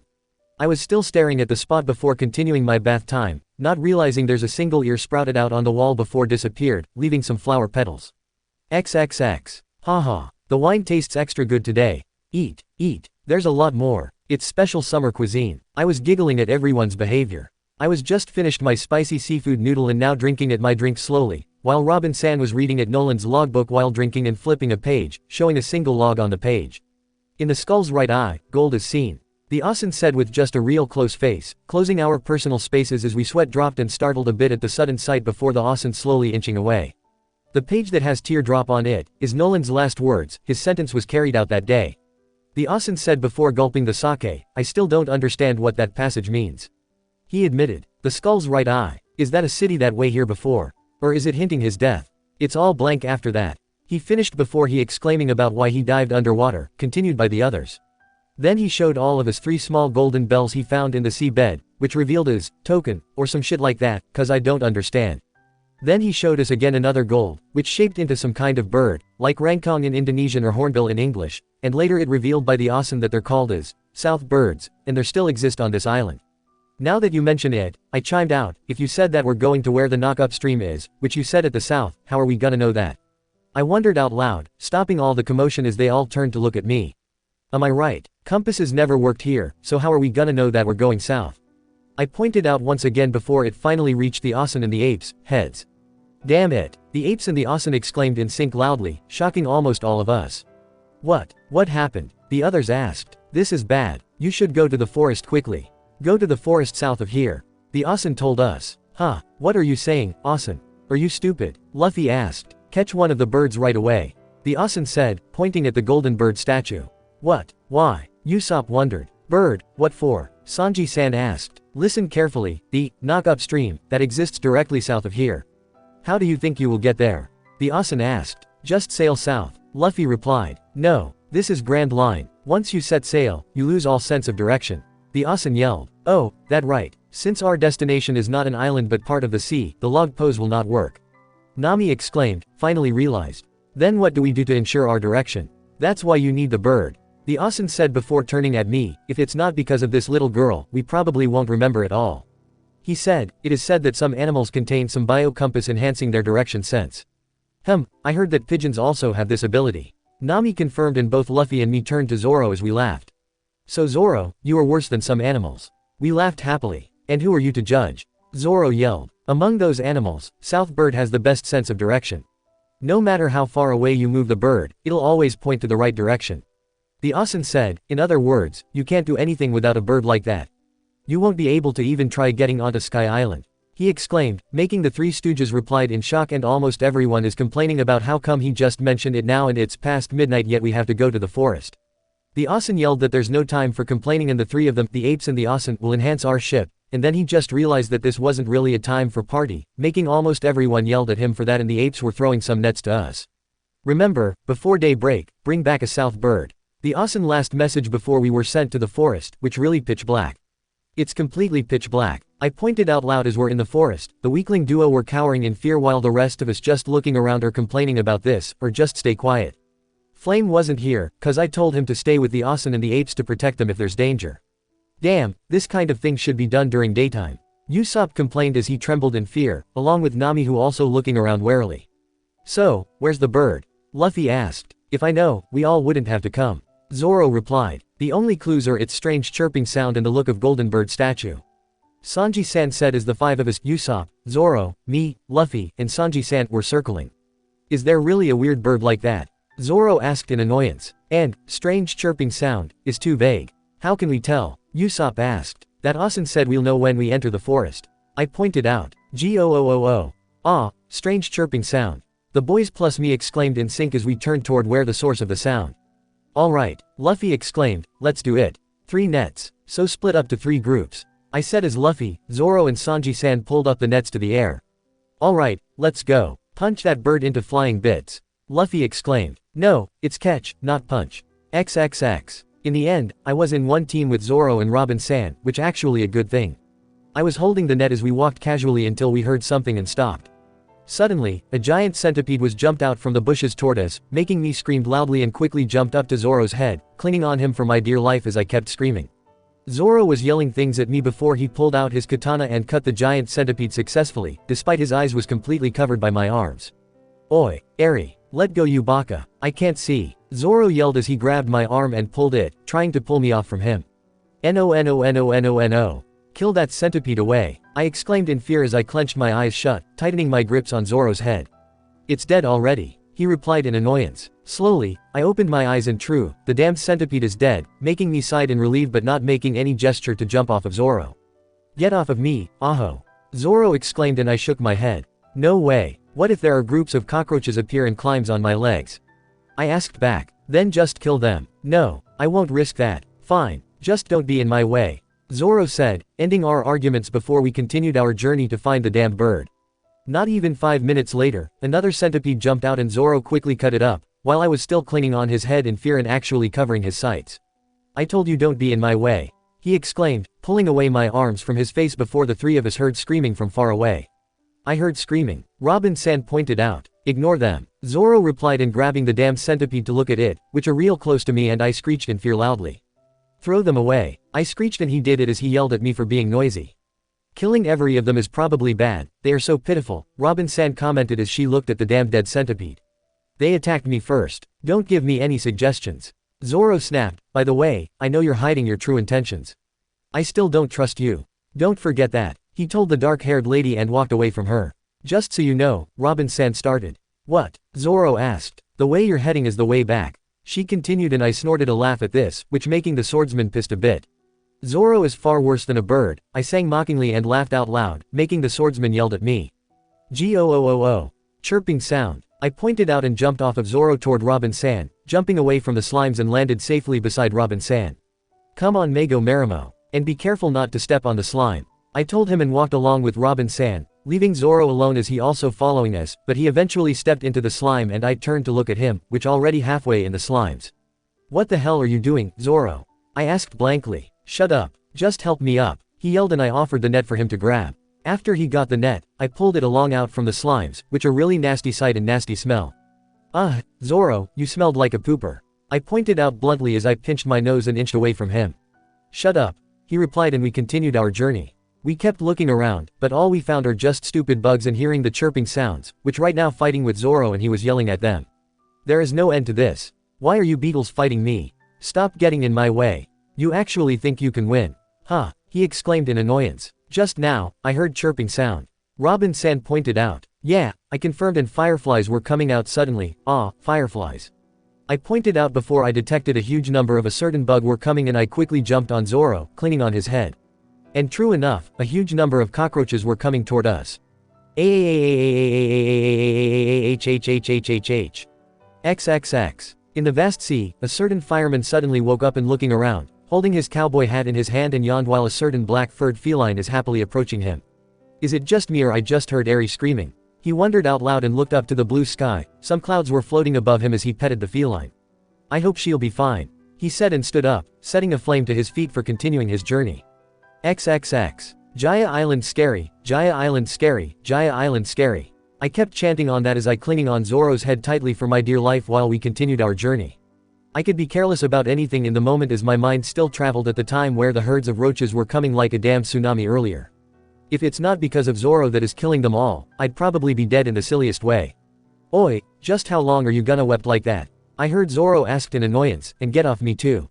He added. But of course, I continued my chanting with pale face and cried in fear, eyes shut tight. I want my brother back, I wept as I cried, ignoring Zoro's words earlier as we kept walking and eventually meeting up with the others as they looked like a wreck, but I could be careless as my eyes landed on Luffy.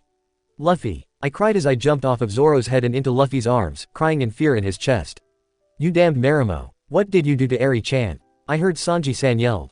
It's not my fault, Aho cook. I heard Zoro replied. Oi Zoro, what happened to Eri? I heard Luffy asked. Herds of roaches were suddenly jumped out toward us. I heard Zoro answered. Oh. Luffy replied shortly before he patted my head gently, it's okay Eri. Those damned roaches won't get you cause I'm here. Come on, stop crying. He told me and I looked up at him, trails of tears from the corner of my eyes to my cheeks and a snot trailing down from my nostril before I sucked it back. I didn't say anything as I slowly put my feet back to the ground and wiped away the tears and snots as I gripped the hem of my shirt. See, you'll be fine, Luffy said as he ruffled my hair gently and grinned, while I just nodded weakly at this before we all heard a particular strange chirping sound of the damned bird right above us. We all looked up and sure enough, it's the damned bird. It was chirping things as if it was laughing while Chopper was translating it, saying, did you catch anything? Dumbass. Instantly, my fear and wept from earlier quickly thrown away from the window of my mind as they were replaced by anger and fury. Imaginary flames of fury were surrounding me as I was trembling because of the anger, which actually making almost everyone taking steps away from me. You damned bird. I yelled in fury, shark-teethed, it's all your fault that those damned roaches were coming toward us. I continued and the damned bird just laughing its sorry ass off before two hands were sprouted from either side of the bird and wrapped around it before another hand sprouted on the branch below the bird to throw the immobilized bird down to the ground, which near my feet. As long as I can see it, I can catch it. Robin-san informed us casually. I grinned evilly as my eyes twinkled before I grabbed the damned bird by its talons. It was chirping those weird chirp sounds before I tied its talons and beak so it won't be an annoying bunch.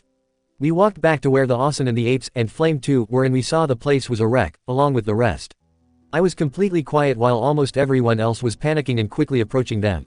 I slowly approaching Flame in his battered form and crouched down to check on him. He's still alive, thank God, just unconscious. I put a hand on his head and slowly stroking his ear, which waking him up and he sat up. Are you okay? I asked softly as I petted him. He just woofed and looked down, probably he was feeling guilty. I patted his head and smiled softly, it's okay, you did your best. I told him. Luffy. We heard Nami called and we turned to look at her, the gold was taken. She continued. We all were stunned a bit while the Asen just waved it off, saying that it doesn't matter anymore and should be forgotten. He even trying to change the topic, which of course immediately be yelled at by Usopp about it, but still, the Asen told us that it's his problem and told us about Mary Chan's condition and will fix it in no time, telling us that he will send us to the sky no matter what. Stop being an idiot, Asen. I told him and walked up to him, you're already our Nakama. Anyone who hurt our Nakama will pay. I continued before turning to Luffy, isn't that right, Captain? I asked Luffy after Zoro showed him a familiar symbol on the wooden wall. It's Bellamy's symbol, Nami pointed out. Want my help? Zoro asked Luffy. I can do it alone. Luffy replied. Can I go with you? I asked, there should be some treasure to grab. I continued as I showed him my right hand with connected thumb and index finger, along with a super sweet yet dangerous smile plastered on my face. Sure, but I'll be the one who kick his ass. He said and I nodded. Aye sir. I saluted him with big grin, but dark aura still spreading fast around me, which slowly making me remembered about a certain talking blue cat with the same catchphrase. I followed Luffy after I gave Zoro the damned bird as the Asen was trying to stop us, but he was halted by Zoro as he offered him his katana to the Asen. We will be back before dawn. We said in sync with different expression but same aura, which is fury and dark aura. They all will pay for injuring our Nakamas. Chapter 48. Finally, I said as we finally arrived in Mock Town and panting heavily. I straightened myself and huffed before turning to Luffy, okay, I'll go to their ship to raid some treasure, you go kick his ass. I told him and he nodded before we parted ways. I go to the dock, while he goes to the pub. As I arrived at the dock, I immediately found the bastard's ship and I jumped onto the ship. I used my hockey as I walked in to detect the treasure's place. The place was in the middle part of the ship, so I walked in there bluntly, kicking every door of the rooms to open them and walked around to see if there's something valuable. Sure enough, I found books, maps, sea charts, weapons, cannonballs, and many others. I put them in sacks and I put the sacks on the deck as I walked in again to raid the treasure, this time for real. I found them and I gaped for a moment, cause the treasure is so many like some mountains. After a while, I closed my mouth before shrugging it off and collect all the treasure in sacks. Well, I guess Nami won't complain about us later. As I walked out to the deck with the sacks, I heard someone was calling me and I turned, only to see Takao was flying down toward me. Hey Takao. Got a great journey? I asked sheepishly as he perched on my shoulder. Thankfully, yes, he answered as he sighed. Some Marines were chasing me, but I'm unharmed. He continued. That's great, I replied happily. Oh yeah. Help me out with these, will ya? I asked, showing him the sacks, and he sweat dropped. What are these, Ojo-sama? He asked. Valuable things and treasures. I replied happily, and he sighed. Alright, I'll help this out. He finally said, and I grinned at him happily. I tied the sacks on him while some were tied on me and in my hands. Alright, let's go back to the town. Luffy is there, by the way. I told him and ran while he flew in his griffin form, following me running to the town, and found Luffy with sack on his back. You did it? I asked, and he grinned as he nodded. Yep, come on, it's almost dawn, we better go back before morning. He said, and I nodded before I remembered something. You two go first, I got something else to do. I told them, it won't be long, don't worry. I assured him, and they nodded before left the place. I walked back to the town, where everyone was circling on someone in the middle, which was revealed as Bellamy when I approached them. So the hyena is finally down. I commented before turning my head to an old man with bounty papers in his hands. I walked up to him and snatched the papers before grinning widely, ignoring the people's scared looks as they inched away from me. Okay, let's see who the one is the highest here. I started as I looked at the bounties one by one while I walked back toward where the others are until I stopped at my bounty. I got 110 million. It's far higher than Luffy and Zoro. That's weird. Did that old geezer Sengoku finally realize that I'm an A? Great, must be that big mouth of my grandpa. Well, whatever, I'll just deal with that later. I put the bounties into one of the sacks in my hands before I ran toward the path Luffy and me took to go to Mocktown earlier. As I ran, I stopped a few times as I saw something cool that perched on the trees. I grabbed them and ran happily after I tied the sacks in one and tied it with the other one on my back as I finally reached where the others are. Ooey, I called them happily as all of them turned to look at me, and guess what, Luffy and Takao are already there. Eri, hurry, we are already behind schedule. I heard Nami yelled. Look at this, I exclaimed back happily as I brought up my hands, totally ignoring Nami, and I saw everyone is looking at me. I found Atlas and Hercules. I showed them the beetles in my hands happily. What the heck were you doing? My Nakamas yelled at me as I was finally arrived with the others. Look, Luffy, I got 2 of them. I showed him the beetles. I only got Hercules. He told me, but this one is far bigger than yours. Oh yeah, but I got 2 of them. I grinned happily before I turned to Nami. Oh yeah, you got the stuffs from Luffy and Takao. I asked her, you mean these sacks? Nami pointed at the said sacks behind her. What's with these anyway? She asked again. Well, it's valuable things. I answered her before turning to Zoro. Hold these, would you?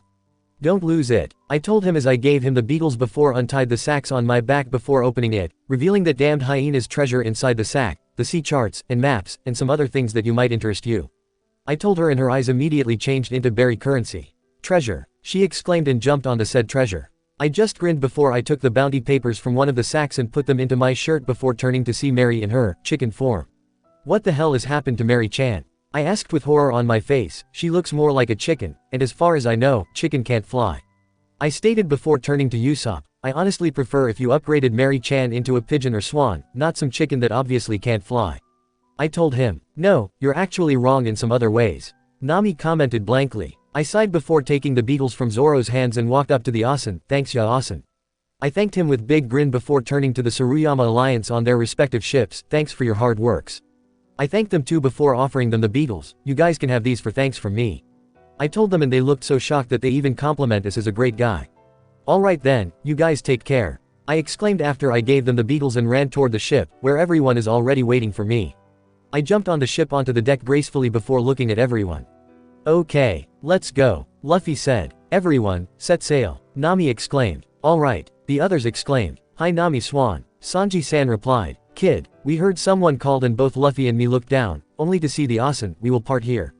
There is one thing that is absolutely certain. He told us. It is that for Golden City and Sky Island, there has never been anyone who could prove that they do not exist. Others might laugh at us, but that doesn't matter. He said before bringing up his arms to the air. This is Roman. He exclaimed. I just giggled while the others joined up with the 2 of us as the Asen was about to leave. He thanked Luffy for the gold and told us not to fail this up. We grinned and giggled at him as we finally set sail, following the Tsuruyama Alliance. Bye Asen, both Luffy and me exclaimed in sync. Thanks for your hospitality, Cricket-san. Nami exclaimed. Boss, the Golden City does exist for sure. Usopp exclaimed. Don't fool around with your health again. Chopper exclaimed. Mind your own business. The Asen yelled back while we just grinned before back to our current journey. Sanji-san, I'm hungry. What's for breakfast? I asked as I put a hand on my stomach as it grumbled. A special porridge with the best ingredients and secret spices of my love for you, Eri-kwan. Sanji-san replied as he twirled down with a tray in his hand, a big bold porridge on it, and offered it to me. Today we're just having sandwiches, but considering you don't like bread, so I prepared this special porridge for you. He said. Arigato, Sanji-san. I thanked him, ignoring his flirts as I took the bowl and started eating them. I walked up to the front top deck where the kids were, playing with the south bird while Takao was perching near them. They were playing with the bird by turning its head to the other direction than south, which of course the bird's head immediately turned back to its original direction, making the kids laughing at that. There are such strange birds in this world. Usopp said, fascinated. This guy really only faces south. It's like a compass. So funny. Luffy exclaimed as he laughed while the bird was chirping its strange chirping sound angrily at them. Why did it say? Usopp asked. It said, I'll turn away from south and give you guys a headache. Chopper replied. Wahahaha. Go try it. Luffy laughed and true, the bird turned its head toward north with that smug grin of it. But after a few moments, it looked like couldn't hold any longer before turning back to south, which making the kids laughing at that, and the bird was chirped angrily while I just shook my head at their behaviors as I ate the porridge slowly. After a few hours or so, we finally saw the night from the southwest. The others were in a hectic situation as they were trying their best so we could go there as we sailed to the night, as it showed up a little earlier than its supposed schedule. True, I could feel the strong current in the sea and a whirlpool from in front of us before the ship was suddenly being hauled by the waves and almost making all of us thrown overboard. I quickly grabbed onto the railings as seawater was pouring in, making all of us drenched wet because of the seawater, and the others were in panicked state. Kukai-san, how is the log pose? Robin-san asked Nami, and she looked at the log pose. It keeps pointing at that cloud. She replied as we looked at the huge cloud in the sky, which eventually the cause of the sudden night in midday. The wind is perfect. Millennium cumulonimbus is heading toward the center of the whirlpool. Nami said. Hey, you said whirlpool. Where does that kind of thing exist? Usopp exclaimed. Then the apes were yelling things before telling us that they're gonna take us to the track of the whirlpool. And sure, we saw a giant whirlpool that's slowly sucking us in. While the others were busy with their own amazement and summer fear, both Luffy and me laughed happily at this. Sky Island, This gonna be cool. I exclaimed happily as I trembled in excitement before cheering loudly. Then we saw a sea king near us, growling loudly before it slowly also gets sucked into the whirlpool. While the weakling trio were looking at the sight in horror, both Luffy and me were just looking at the sight blankly before I burst out loud laughing, slowly crouching down to bang my fist onto the deck as I laughed heavily until my stomach hurts and I cried. Oh god, haha, that was hilarious. SNRRKK. Yahahahahaha. I laughed again as I saw the trio's faces that totally full of dread and horror, rolling onto the wet deck as I laughed while they were totally in panicked state as Luffy was thanking the apes and the ship was sucked into the whirlpool. Suddenly the night is finally arrives. While the weakling trio were complaining about this, Luffy just replied them with those big grin of excitement and sparkles around him, as he was actually enjoying this and the weaklings were crying at this. But as they were doing the fruitless complaint, we are actually just about to be swallowed by the giant whirlpool as the ship was about to fell into the center of the whirlpool until the whirlpool is gone suddenly, as if nothing was happened earlier. While the others were confused at this, I could felt the really strong current right under us. It started, I said, taking almost everyone's attention. The whirlpool has only disappeared in the seabed, but not in the sea. I told them with a smirk. But in the center of our current situation, a certain group of pirates were coming toward us, which of course none other than Kurohige. He was yelling at us that they were here to take my head that is worth 110 million berry and many other things. Oh yeah, I forgot about these. I remembered and took out the bounty papers from my shirt before showed it to the others, especially to both Luffy and Zoro. But of course, I showed them my bounty and I laughed happily while Luffy was sulking at this and Nami was yelling at me. Hee, being a criminal is fun. I commented with big grin before my grin disappeared as the sea under us was slowly going up. Everyone, hold on to something or go inside. I ordered them, the sea is going to blow upward. I continued as I put the bounty papers inside my shirt again and gripping on the railings for my dear life while almost everyone else is doing the same as both Flame and Takao were going inside.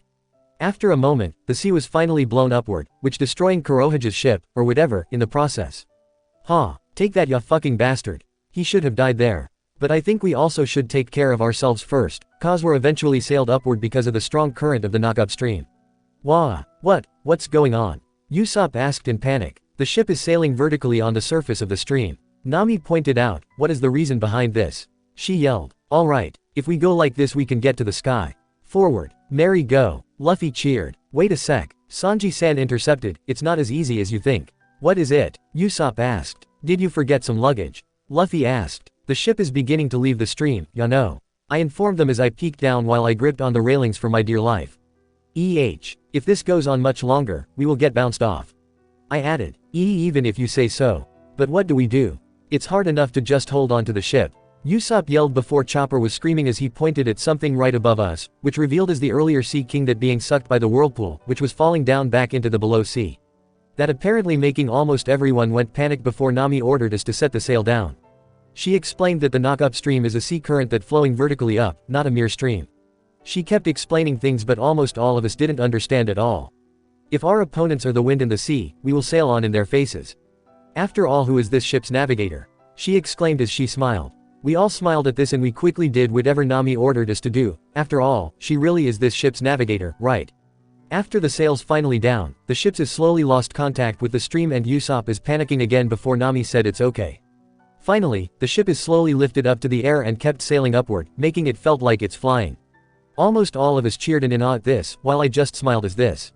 Finally, the most exciting time in the series, after Part-7 arc, is going to come soon. I wonder if this will be cool after all. Doesn't matter, as long as we'll go to the Sky Island. XXX. Is everyone alright? I asked as we finally arrived at the lower level of the Sky Island that not quite smooth and completely wet. Somewhat, I heard the others replied as they still panting heavily. Hey look you guys. Outside the ship, Luffy called happily as he's the first one to be awake. The others were slowly on their feet and shocked at our surroundings, which full of white clouds. How are we sailing on top of the clouds? Nami exclaimed in disbelief. Of course we can set sail on top of it. They're just clouds. Luffy replied. No, that's impossible. The four of us, Sanji-san, Zoro, Chopper, and me, replied as we waved our hand. But still, I started as I looked around, this is really unexpected. I added before taking out a fishing rod with bait to fish, which eventually earning a weird look from Zoro. The hell are you doing? He asked. I'm fishing, Zoro, are you blind and stupid? I asked back as I didn't take off my eyes from the activity I do right now. I heard Sky Island has unique fishes for adapting their habitats now. I told him, how is that even possible? He asked again in annoyance. I dunno, don't ask me. I have no idea. I replied back before I realized something and turned around to everyone. Oi, where's Usopp? I asked. He was diving into the sea cloud, Luffy replied. But he still hasn't back. Chopper finished. Oh, didn't I mention you? I started and they all looked at me, this sea has no sea floor. I told them and almost all of them went panic about this, I guess not. I commented as I blankly looked at them in panic. Luffy quickly extended his arm into the sea cloud and Robin-san used her ability to see the surroundings in the sea cloud. After a while, Robin-san finally saw Usopp and did her ability again to grab him before telling Luffy to pull him up. A little while later, Luffy was able to pull Usopp out, but it also attracting something huge, which were revealed as sky octopus and giant serpentine-like sky fish. While Zoro taking care of the sky octopus, by cutting one of its limbs before it popped like a balloon, I pulled out a scalpel before throwing it to the giant serpentine-like sky fish and pierced through right between the eyes, which is actually an instant death. Even it's just a small operation knife or other small sharp things, if it pierced through between your eyes, you'll be dead instantly, it's a common rule. Well, my bait didn't get anything, I pointed out, but this one will be enough. I added as I jumped on the sky fish and pulled out the scalpel from the fish before I heard Usopp was screeching, making Sanji-san yelled at him. Slowly, the long-nosed teen took out another sky fish from his pants before he curled into a ball in fear, chanting, Sky Island scary, over and over again as he cried in fear. Hey look, another sky fish, I pointed out as I took it with my hands as it was flopping around and showed it to Robin-san, who looked at it in interest. So this is a sky fish? She asked as she took the fish from my hands to inspect it closer. They must have evolved into various forms in order to survive because there is no sea floor in this sky ocean. She said before Luffy snatched the fish away and ran toward the kitchen. So some became flat and some became like balloons. Zoro asked in interest. Yays, all to make them lighter because of the buoyant force here is much weaker than seawater. Robin-san explained. Well, their scales look like feathers, but the carnivorous mouth is weird. Nami pointed out as she sweat dropped. Then I smell something great and turned my head toward the source of the great smell with drools in the corner of my mouth, only to saw Luffy eating the said skyfish earlier. I quickly ran toward him and snatched the fork to try it myself, only making my eyes sparkling brightly as I felt the fish meat was slowly melting in my taste buds along with yummy flavor. This is awesome, I cooed heavenly as I ate it happily, sparkles and pink auras were around me, until I heard Chopper screaming in fear.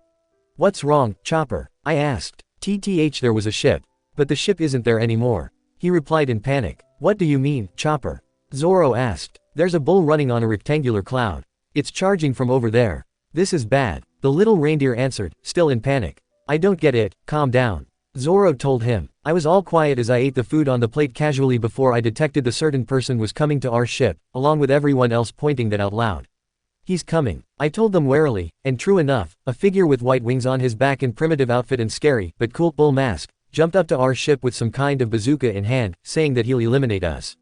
The monster trio were getting ready to fight him off, but probably because of the surroundings, they seems to be losing and already out of breath. This is bad, I said out loud calmly, they're losing. I added before putting in another piece of fish into my mouth and chewed on it, what should we do now? I asked the rest casually as the other went panic and the alien, I decided to call him that just because, was about to launch the bazooka in his hands until a certain someone stopped him. That certain person is diving down with a giant pink with polka dots bird and attacked the alien toward the sea cloud.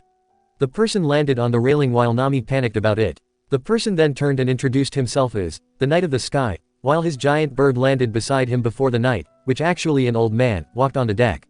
Nami was bickering things at the monster trio before turning at me, asking why I didn't help them. Nah, too lazy to do so. I replied simply and dodging a punch in the head from Nami. You baka, she yelled with shark teeth while I just ignored her as I looked at anywhere but her face. The trio were grumbling that their body won't move freely anymore and they're out of breath. That's because the oxygen is scarce here. Robin-san informed them, which of course the rest of us didn't understand what she means. I just kept quiet as the old knight was talking to the rest about citizens of Blue Seas won't be able to stand in the White Sea as the place is 7,000 meters above the Blue Sea or some difficult shits like that. He said that we won't survive if we don't know anything about arrow battles and we'll become sky fish as foods, so he offered himself to become a freelance mercenary for 50 million in their world's currency each whistle and he'll save us. We all kept quiet until Luffy broke it. What are you talking about, Asen? He asked as the four of them, Luffy, Chopper, Sanji-san, and Zoro tilted their head in confusion while the old man quite surprised about it. Quit acting like a fool, the price is very cheap already. If I keep lowering, I won't be able to earn even 1 extols.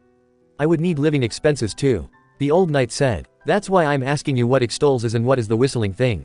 Sanji-san asked back. The old knight looked taken aback cause he widening his eyes as he stared at us in disbelief. No way, you guys didn't come here through the top of High Waste. Then you must have been to one of 2 islands, right? He exclaimed. I told you I don't know what you're talking about, Asen. Luffy replied before turning to me, do you know anything about this area? He asked. Well, Sky Island isn't only this one, actually. I answered, there are many right in the sky, it's just that they're quite hidden because of the regular clouds and stuff. I finished before turning to the old knight, you must be hinting to that we traveled through the other sky islands, right? I asked and he confirmed that. Wait, there are other ways to get to this sky ocean. Nami asked. What? So you guys actually came via that monstrous stream? The old knight exclaimed in disbelief before calmed down. I never thought brave people or still be, he said in awe. So it wasn't the normal ways to get in, Nami cried in desperate. We're already here, so that doesn't matter anymore, right? I pointed out before Nami pulled my collar and started shaking me like crazy. We almost died. If we patiently collected more information, we could have used a safer method, she yelled with shark teeth. Oi, Nami. Stop. You are killing me. I choked out from each shake before she let go of my collar and made me landed on the deck in a very not cool way on my back and I felt the world is spinning while the old knight is still talking to the others. After a while, the spinning stopped and I sat up as I hold my head in pain while I saw both Takao, in his bird form, and Flame were right beside me before a whistle landed right in front of me. One whistle, blow this whistle once, and I will come down from the sky to save you. The old knight said as I took the whistle and the trio stooges were surrounding me as they looked interested. Using the currency of the sky, each whistle would cost 50 million extols, but your first whistle will be free as my gift for you. He added before stood up and turning away, use the whistle to call me at any time. He finished. Wait, we don't even know your name, Nami called him and he stopped for a while before turning around. My name is Gonfall, the Knight of the Sky. He finally introduced himself before the giant bird beside him screeched, and this is my partner, Pierre. I forgot to introduce my partner, Pierre, he said as the bird slowly transformed into something. Even though he's a bird, he has the power of Uma no Mi, he said before both the bird that already transformed and the old knight on the bird's back were shadowed for unknown reason while the others stared in awe while I just stared at the scene with half-lidded eyes. Which means he can become a winged horse. He finished as the now transformed bird horse neighed. No way, so beautiful, it's a Pegasus, Nami exclaimed in excitement before the shadow thing has finally ceased away, showing a weird-looking Pegasus with bucktooth and dots all around him. It's a little bit off, I commented softly as we sweat dropped at the sight before the pair flew off to who knows where as they wish our luck. Thank God Takao isn't that awful, I added as I glanced at the said bird, who's still looking at the sky with a sweat bullet. In the end, he didn't really tell us anything useful. Robin-san pointed out slowly. Yeah, really, nothing at all. Usopp replied as he finally recovered from his shock. So now we are back to the starting point, Nami said, then how do we get higher? She asked out. Okay, Let's call that Asen and ask him. Luffy replied as he was taking the whistle from me and about to blow it before both Usopp and Nami quickly stopping Luffy from doing so, and then they started bickering about it's for emergency. I just watching at the scene with blank face before snatching the whistle from my brother's hand and clawing it around my neck as I kept watching the three of them blankly. Kukai-san, Robin-san called Nami and the navigator turned to look at her. How about we check that cloud over there? She asked as she pointed at the clouds that looked like a waterfall. Well, we still don't know where to go, so let's check it out. Maybe it's the entrance or some sort to go to the upper level. Nami replied and we sailed off to the area, but there's a huge cloud in our way. Then Luffy tried to punch it away, but it bounced off. I grinned at this and jumped away from the ship onto the cloud, landing gracefully on the cloud that is very fluffy. I'm finally in heaven, I cooed as I buried myself in happiness with the fluffy cloud before the trio stooges joined in. Hey, try to find a path for the ship to pass. We heard Nami shouted. Ooh, okay. Luffy answered before he got distracted when Usopp called him. After a while, they got back and saying that there's a huge door right under that waterfall cloud. The rest of us that stayed on the ship sailed through the solid clouds I'm on now as we walked, following the ship before jumping on as the solid clouds or ends before we got to through the huge door. As we saw the said gate, saying that it's Heaven's Gate. Usopp, being a coward he is, started cowering in fear. Bad omen. It's like we're going to die, Usopp said in fear. Yeah, it's totally unexpected. Maybe we're actually dead already. Zoro pointed out with a grin, making Usopp scared even more on purpose. Yeah, we're probably dead already because of the knock upstream. I joined in as I laughed evilly and the ship is slowly getting closer to the gate. Then we saw an old woman with weird hairstyle and a pair of angel wings on her back, asking us that we're here for sightseeing or fight, but it doesn't matter cause we better pay 1 billion extols for entrance fee. Angel. So that's how angels look like. She's more looks like dried sour fruit candy. Luffy pointed out before turning to me. Oi Eri. You said angels are all young. What about that? He demanded as he pointed at the old angel woman. I did not say all of them, baka. I said several of them aren't that young. I shielded myself as I pinched his cheek and huffed before we eventually proceed toward our main destination without paying until the either side of our ship were grabbed by a pair of pincers. The others were shocked by it while the granny was explaining us about it, saying it was White Sea's special, speedy shrimp, and we sped up to upward. We are all holding tightly on things as we sped up upwards as they talked things before we eventually saw the exit, or maybe the entrance to the godland Skypia, and we were flipped upward, flying through the hole, and we saw an island with clouds and a giant beanstalk. We're all smiled widely in happiness as we widened our eyes in awe. Disclaimer: this story do not belong to me. The author is The Chronicle by Thief of Stealth. Chapter 49. Finally, we reached the land and like usual, the trio stooges immediately jumped off from the ship to the white beach across us. I'm just looking at those three with a smile while the others on the ship are doing their business. I sighed in content as I see the milk-colored sea and beach, along with the scene civilization nearby. What a beautiful place, I think I'm gonna cry. I cried comically at the beautiful scenery of this very place after I took a picture of it, which resulting Zoro to give me a weird look. The hell are you crying about? He asked in confusion. This damn place is too freaking beautiful that I'm so grateful to be alive.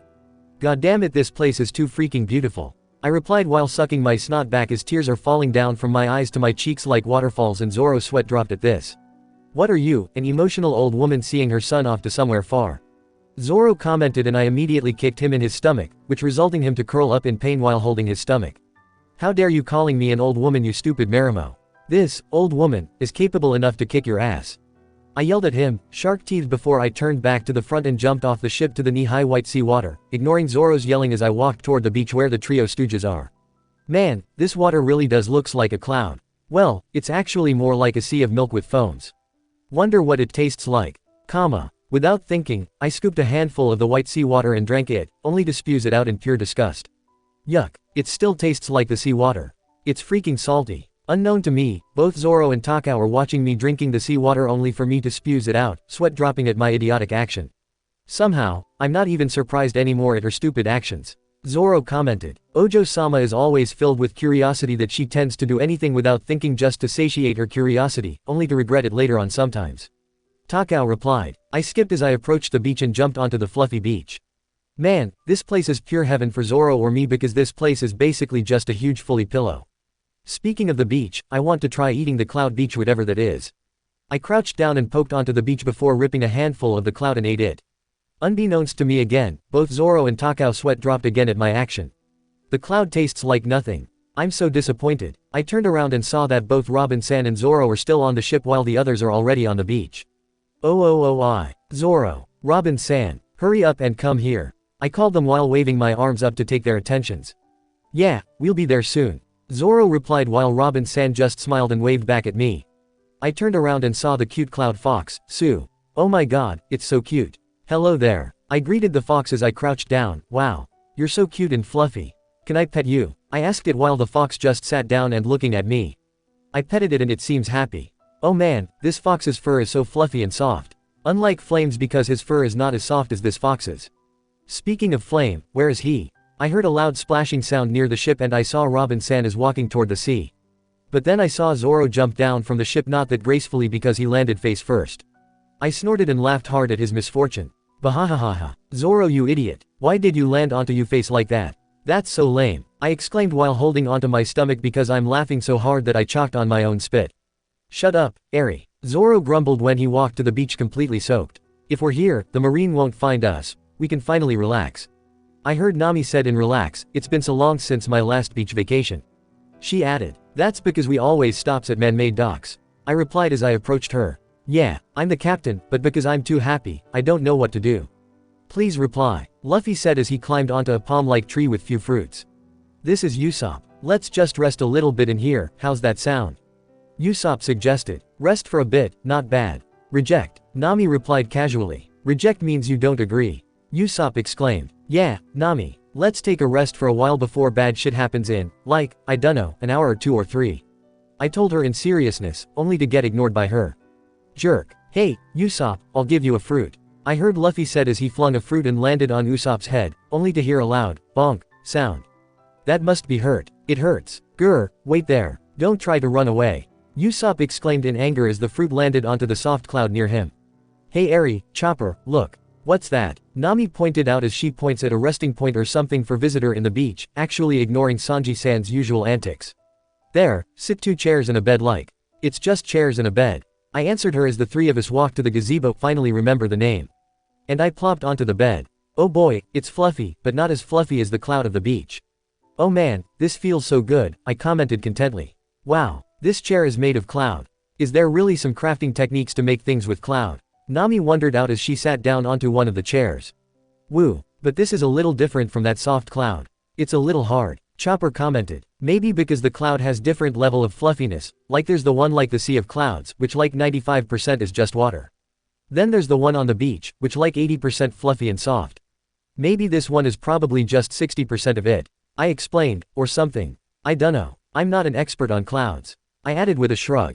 Nami Swan, Eri Kwan, take this flower. Sanji-san said as he gave both of us a flower each that I've never seen before.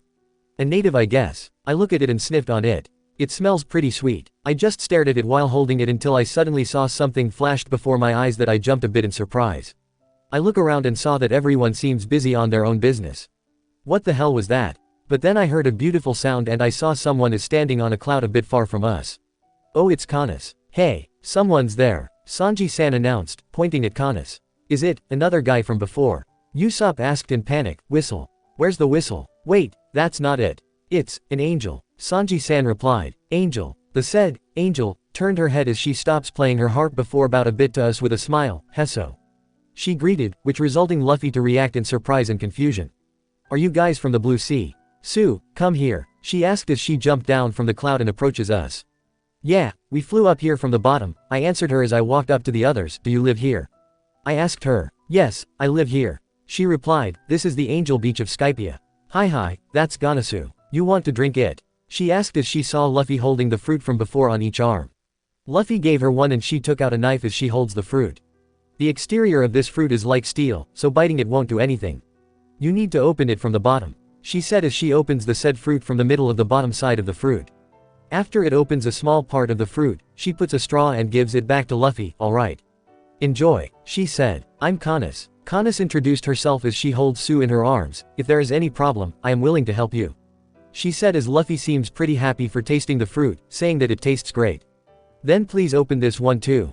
Chopper said, holding the same fruit as before. She did open it while Sanji-san is about to flirt her, only to get stopped by Nami by pulling his ear, telling him to go away before start talking to Kanas. Hey, Chopper, is it really that great? Can I have a sip? I asked Chopper. Sure, Chopper replied. I took a sip and honestly, the fruit almost tastes like coconut, but it does taste great and it's sweeter than coconut water. I saw both Takao and Flamer walking up to me and I waved at them. Where have you guys been? I asked them. We're just taking a walk. It's been a while since the last time we relaxed like this. Takao answered while Flame nodded. Oh okay then. Oh, wanna try? I offered them the fruit. We can drink from a straw, Ojo-sama. Takao replied, sweat dropping at my absent-minded. Oh yeah, kinda forgot. Then I heard something from afar and I saw something is approaching us in a pretty high speed. Oh, it's Kana's dad. Hey, something is coming from the sea. Zoro said when he notices it. Ah, it's my dad. Kanas said. Kanas-san, Heso. Kanas' dad greeted from afar. Heso, father. Kanas replied. What are you saying? Luffy asked in pure shock and confusion. If I'm not mistaken, Heso means belly button. I said in my mind as I took another sip from the fruit. What is he writing on? I asked Kanas in false curiosity. Looking carefully, it's really cool. Luffy commented. Ah, you mean the waiver? She asked back and I nodded. Excuse me, I am going to stop now. Kanas' dad said as he's pretty close to the beach, but he didn't stop that he crashed into a tree. The three of us, Luffy, Zoro, and me, said as we saw him crashed into the tree. Is anybody hurt? He asked in worry as he struggled up to get up. Ask yourself that first. Zoro yelled, shark-teethed. The guy really should care about himself more than us because most of us are monsters and we're all too stubborn to die. I hope he's okay though. Are they your friends, Kana-san? Kanas' dad asked. Why did he calls her name using the san suffix? I will never know. Yes, I just met them, father. They're from the Blue Sea. Kanas replied happily. Really? They must be really anxious about things here then. This is the White Sea, pardon me. He told us. No, it's not like that, Usopp replied. I forgot to introduce myself, I'm Pagaya-san, pardon me. Pagaya-san said. Please, we are the ones who need to be excused. Usopp replied. Good timing, I had only finished fishing. I caught the most delicious food in White Sea. Pagaya-san reached onto the bag-like thing on his back, I forgot the name, but it's for storing fishes that fishermen use taking out a sky lobster. This is the sky lobster. Please come to my home. I'll treat you with the sky's special cuisine. He said happily. Really? Let's go. Let's go. Both Luffy and Usopp exclaimed excitedly. Free food. I exclaimed happily. Oh man, I'm very curious about this sky lobster tastes like. The good thing about going to a new place, new kinds of food. You're going to make Sky Island cooking. Please let me help, Sanji-san suggested. Before we go, may I ask you a question first? How does this work? Nami asked as she observing the waiver. There's no sail, no paddles too. How come it can still sail on the sea? Ah, you don't know what dial is? Kanas asked. Dial. Nami asked back in confusion. Oh, well, it's a bit complicated and pretty long to explain. I will explain it to you when we arrive at my home so you guys can also relax at the same time. Kanas replied. If you want, I can let you borrow my waiver. Pagaya-san told us kindly. Really? I want to try it. Luffy said excitedly and immediately ran up to the waiver, pulling it along to the water and start using it after Pagaya-san told him what to do. Though, he can't seem to control the waiver and he's not steady enough while using it. Wow, he did it, Chopper exclaimed. He's going to fail and drown. I commented. Sure enough, it actually flipped and both the waiver and Luffy actually flew away from each other in the most amazing kind of flipping. The waiver flipped. Usopp commented calmly. The most amazing kind of flipping, too. Zoro added in amazement. Oh no, did he get hurt? Kanas asked in panic and pity. This can't be, pardon me. It's my fault for letting him borrow my waiver. Pagaya-san apologized. Nah, he'll be fine actually. No big deal. I replied calmly, not taking my eyes off from the scene before us. What will happen to people cursed by the devil fruit in this sea of cloud? Sanji-san asked calmly, also still watching the scene before us. Oh, this place is sort of different from normal seas. He may actually float. Zoro answered calmly, which actually makes Chopper to look at the three of us in disbelief back and forth. But then apparently Luffy sank down into the cloud sea. He sank. I commented calmly. Can't float. Zoro wondered out calmly before both Sanji-san and Zoro quickly swam into the sea to save Luffy and actually arguing to each other about it. Apparently Chopper also jumped into the water and wants to save Luffy, only for him to drown too and got saved by Usopp. That was too dangerous. He almost sank all the way to the bottom. Sanji-san yelled to Zoro while holding Luffy's straw hat. It's all because of your stupid reasoning, or I wouldn't have jumped in late. Zoro yelled back. No, it's my fault for lending that thing to a beginner. Please excuse me, Pagaya-san told them. Why did you jump down too? Usopp complained to Chopper as he pulled him out from the water while Chopper is chanting, Sky Island is scary. Bah, waiver is basically like jet ski, right? So it's kinda the same as motorcycle but it's used on the water. I want to try it. I exclaimed excitedly as I jumped into the sea water and swam towards the waiver from afar. I climbed on it and tried to remember what Pagaya-san said about how using the waiver. I stepped on the accelerator slowly and the waiver moved, much to my awe and excitement. I added more pressure on the accelerator and start using the waiver like I use motorcycle on the road, even though this one is much harder because I'm on no road but water, so if I did a small wrong move, I'm dead. This is so much fun. I exclaimed out, which taking most everyone's attention only for some of them to sweat dropped because I'm using the waiver in a medium-low pace, completely different to my excitement in my voice. Though something happened and both the waiver and me actually flew away from each other like Luffy did earlier. Ah, I commented calmly as I flew out and fell into the water. You can't even use it properly. Usopp yelled out as I floated up on the sea. Damn, that sucks. I guess only Nami can use it then because she's like the only one that understand the sea well than anyone else in the group. Yo, quick pause, smash that like button, hit subscribe if you're new here, share this video, and tell me in the comments which part you're loving the most. I let the waves to take me back to the beach and I brought up my hand to everyone there. Yo, I greeted them calmly, which resulting Usopp to facepalm at this. Why didn't you swim to go to the beach? He asked. That's because I'm too lazy. I replied proudly as I stood up with hands on my hips, puffing up my chest. You seem to be pretty proud on being lazy. He commented with a sweat drop. Both Usopp and me turned around and we saw Nami actually managed to use the waiver pretty well, which resulting Usopp to exclaimed out in shock that she did it while Nami seems to be having fun. The others seems a bit surprised too and Luffy seems annoyed by the fact that she can use the waiver pretty well. Hey Nami, we're going to the mister's house. Come back now. Baka. Hurry up and come back. Baaka. Luffy exclaimed out and Sanji-san kicked him in the head. You guys go ahead. Mister, can I use it a little longer? Nami asked while still using the waiver. She seems to be having so much fun. Yes, but please be careful. Pagaya-san replied. But at least she won't know how it feels on riding both Flame and Takao. Listen Takao, Flame, whatever happens, don't let Nami to ride on any of you guys. Got it, I told them while both of the sweat dropped at this. Alright, Takao replied while Flame woofed. Now that settles down, let's go eat free foods. I exclaimed out excitedly. All you care about is always the free foods, Zoro commented, sweat dropping and all of us followed Pagaya-san and Kanis to their home. Not minding Luffy telling Nami to sink and Sanji-san slapped him in the back of his head, which made him to bit his tongue. Of course, other than having great nakamas like you guys and a little broken but great family, free foods are always the best thing in my entire life. I replied proudly as I jumped to the cloud next to the long stairs and the trio stooges followed me. Hey, there seems to be some sort of factory on the other side. Usopp pointed out. Oh, what? Where? Chopper asked. They seem to be cutting clouds. I commented as the three of us look at the factory from afar. Really? Usopp asked back in uncertainty. Ah, are you looking at the cloud cutting factory? Pagaya-san asked. Cloud cutting factory? They're not cutting rocks. Usopp asked. I told you it's cloud. I snapped. The factory cuts the cloud into blocks for easier application in constructions. Pagaya-san explained. Clouds can be cut to blocks.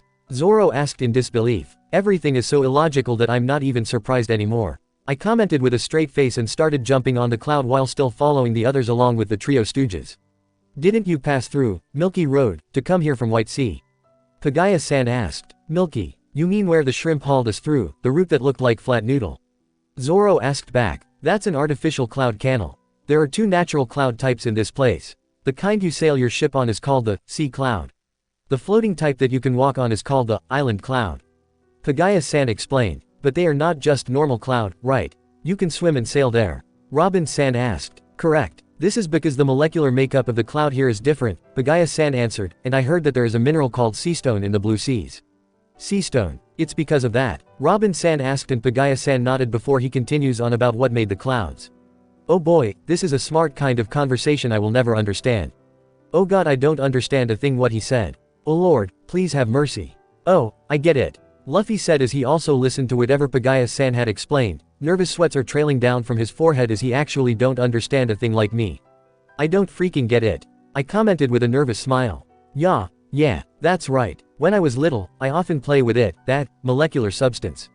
Usopp said, totally lying. How could you play with that? Sanji-san snapped. Nonetheless, the Milky Road I mentioned before, as well as the chairs made of cloud on the beach were originally the island cloud produced from the cloud cutting factory. Then after some density manipulations, these artificial cloud products are created. Pagaya-san explained before we finally arrived at his home. This is my home. Please come in. He told us, welcoming us into his house and everyone seems amazed by the view from our current positions along with Pagaya-san's house's position. I turned around and felt the wind blowing my hair up a bit as I stared at the amazing view before me. I took a picture from my current position while the others walked into Pagaya-san's house. Seeing this view, I somehow remember about my biological family. I wonder if they all okay. Chapter 50. Both Luffy and I said in sync to a dial in Luffy's hand, which make the poor sniper to replied, why me? While doing a backhand pose. Hi, now, please press that button on the top of the shell. Kanis told us in amusement. K. I replied and pressed on the top of the shell, which resulting our voice that got recorded before to played out, which shocking both Luffy and Usopp while I snorted. Hey Usopp, even the shell looks down on you. I told him, no, that's both of your voices. He replied with shark teeth. It can record sound. That shell is a dial. Zoro asked in interest. Yes, that's the tone dial. It records sound and then broadcast it later. It's a special shell only in White Sea. It's mainly used to record music. Kanis explained as the 217s are still playing with the dial. Speaking of the shell-like tone dial, I heard some legend back from my home on Earth where if you found a big shell and press your ear to the shell, you can hear the sound of waves of the sea from the shell. I dunno if it's true though, as it's only a legend. But I think it will be pretty cool if it happens to me. Or anybody else. Where did you get those shells anyway? I asked her. We get them from the edge of the beach as it got washed off by the water.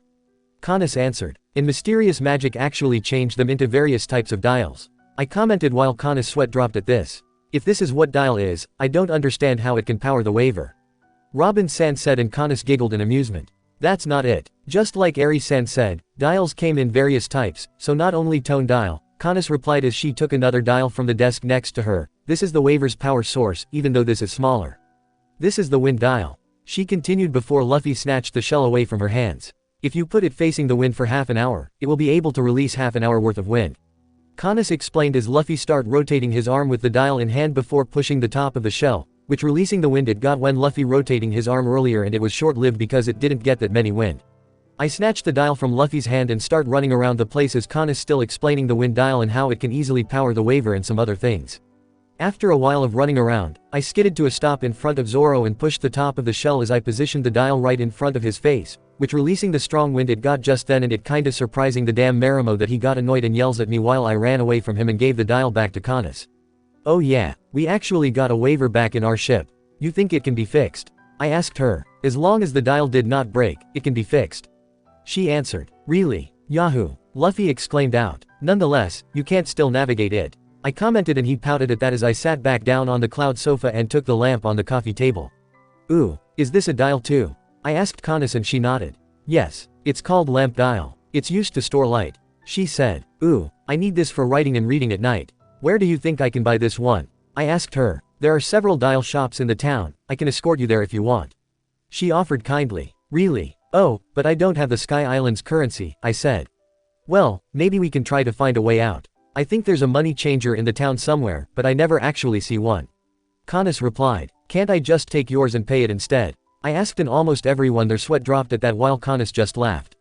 Or maybe do barter to the seller. You think the barter system is still a thing here? I asked her. Yes, we still do that system, as Sky Island doesn't exactly have enough resources and ingredients, especially most resources from the Blue Sea. Kanis answered. As imaginary bulb happens to turn on, I turned to Luffy. Hey, Looney, can I use you for bartering? I asked him and Usopp immediately do a backslap motion while saying, oi oi. Why? Luffy asked. Glad he asked. Because you're made of rubber, and there's no such thing as rubber here. So how about it? I replied with a mischievous grin. Stop selling your own brother. Usopp exclaimed with a shark teeth. What? You're going to sell me? I refuse. Luffy exclaimed and I just laughed at it. Don't worry. I'm just joking. It's not that I will sell you off to Jii-chan or something. I replied, waving my hand while still laughing. Man, I'm so funny. I was laying on the floor of the balcony, writing off the events that happened earlier in the logbook while the others are still listening to Kanis's explanations on dials. After all, shit is going to happen soon, so better write it down before I forget it all. Better be safe, right? As I'm finally done, I closed the book and peered outside, seeing the beautiful scenery of the place from the balcony. Man, living in this world means limitless beautiful places. And, ah crap, my laziness is attacking. Ah, what in the God's name are you doing, Eri? Usopp asked with a sweat drop as I literally melt on the floor, looking satisfied and happy. This place is too beautiful I can't even, hngggghhhh. I burst out in frustration and crying out waterfall comically. I still can't believe I live in this beautiful world where there are no pollutions around. God, I love this damn world. Usopp, this is all your fault. I exclaimed out randomly. Why is it always me? And your long nose. Why my nose too? Alright guys. It's finished. Sanji-san suddenly exclaimed out with plates on both hands and one on top of his head as he walked out from the kitchen and put all the plates down on the table while most of us cheers out at this. This is Sky Island special with fruit, nutritious sky seafood cuisine. Sanji-san continued and I drooled at the tasty sight of the seafood. I immediately snatched 2 plates with the lobster and ate it as fast as I can as Luffy tried to snatch it back from me, but no. No one can touch my food. I quickly ate the lobsters before snatching Usopp and Chopper's, which resulting to both of them throwing tantrums at me while I just grin in a victorious way. God damn it, Eri. Stop stealing my food, Usopp exclaimed out. But I'm hungry, I replied as I snatched Zoro's food, which also ticked him off and starts yelling at me at this while I just laughed evilly before I coughed as I got choked by the food, resulting him to say that I deserve that and I threw the shell of the lobster at him right into his face. Hey, where did Nami-san go? Sanji-san suddenly asked as everything calmed down a bit. She should be on the sea. Usopp replied. No, she's not on the sea, Sanji-san said. Then she probably went a little far. Just forget about her, Luffy replied while still stuffing his face off with amazing and tasty food and both Pagaya-san and Kanas start to panic. Father, will it be alright? Ooh, Kanas-san, I have a bad feeling about this too. What are you talking about? Luffy asked. In Skypia, there is one place, where no one should ever enter. That place is very close to this island. With Waver, one can reach there very fast, Kanas explained. The place no one should ever enter, what's that? I asked. It's the Holy Land, Kanas-san answered tensely, it's where the god lives, upper yard. PSH. That god of yours is probably not even a real god. He's probably just an ambitious asshat that got some kind of a god complex. I commented bluntly as took Usopp and Zoro's last bites and ate it, much to their chagrin. And I bet you 100 million belly that Luffy can kick his ass. I added angrily. How dare that stupid Enel portray himself as a god? I'm not that religious, but proclaiming yourself as a god is a no-go for me. You can't even do any shits that Jesus can do. And by Jesus, I mean not that stupid Nakama of Blackbeard. No, God, you can't even see him, why bother worshipping him anyway? Zoro asked. Oh yeah, Zoro is an atheist. Kind of forgot about that. God is there, in the place that no one should ever enter. Oh crap, Luffy is definitely into this. Yes, this is God Land, and it is ruled by the almighty God Enel. Kanas answered in fear and Luffy sure does looks interested, much to Usopp's fear. Hey Luffy, listen to what she said. No one should ever enter, mean you can't go in there no matter what. Luffy. Usopp tried to wake Luffy up from his bubble of excitement of future adventure. It's no use, Usopp. You won't be able to drag him out from that zone. I commented with a grin before also going into my bubble of excitement of future treasures I'll encounter later. Not you too, Usopp exclaimed when he saw me. So nobody should go in no matter what. Both Luffy and I said in sync, which make most of everyone in the room to sweat drops at this. Ooh, this is so exciting. I wonder if there's a new enemy I'll encounter later unlike in the manga.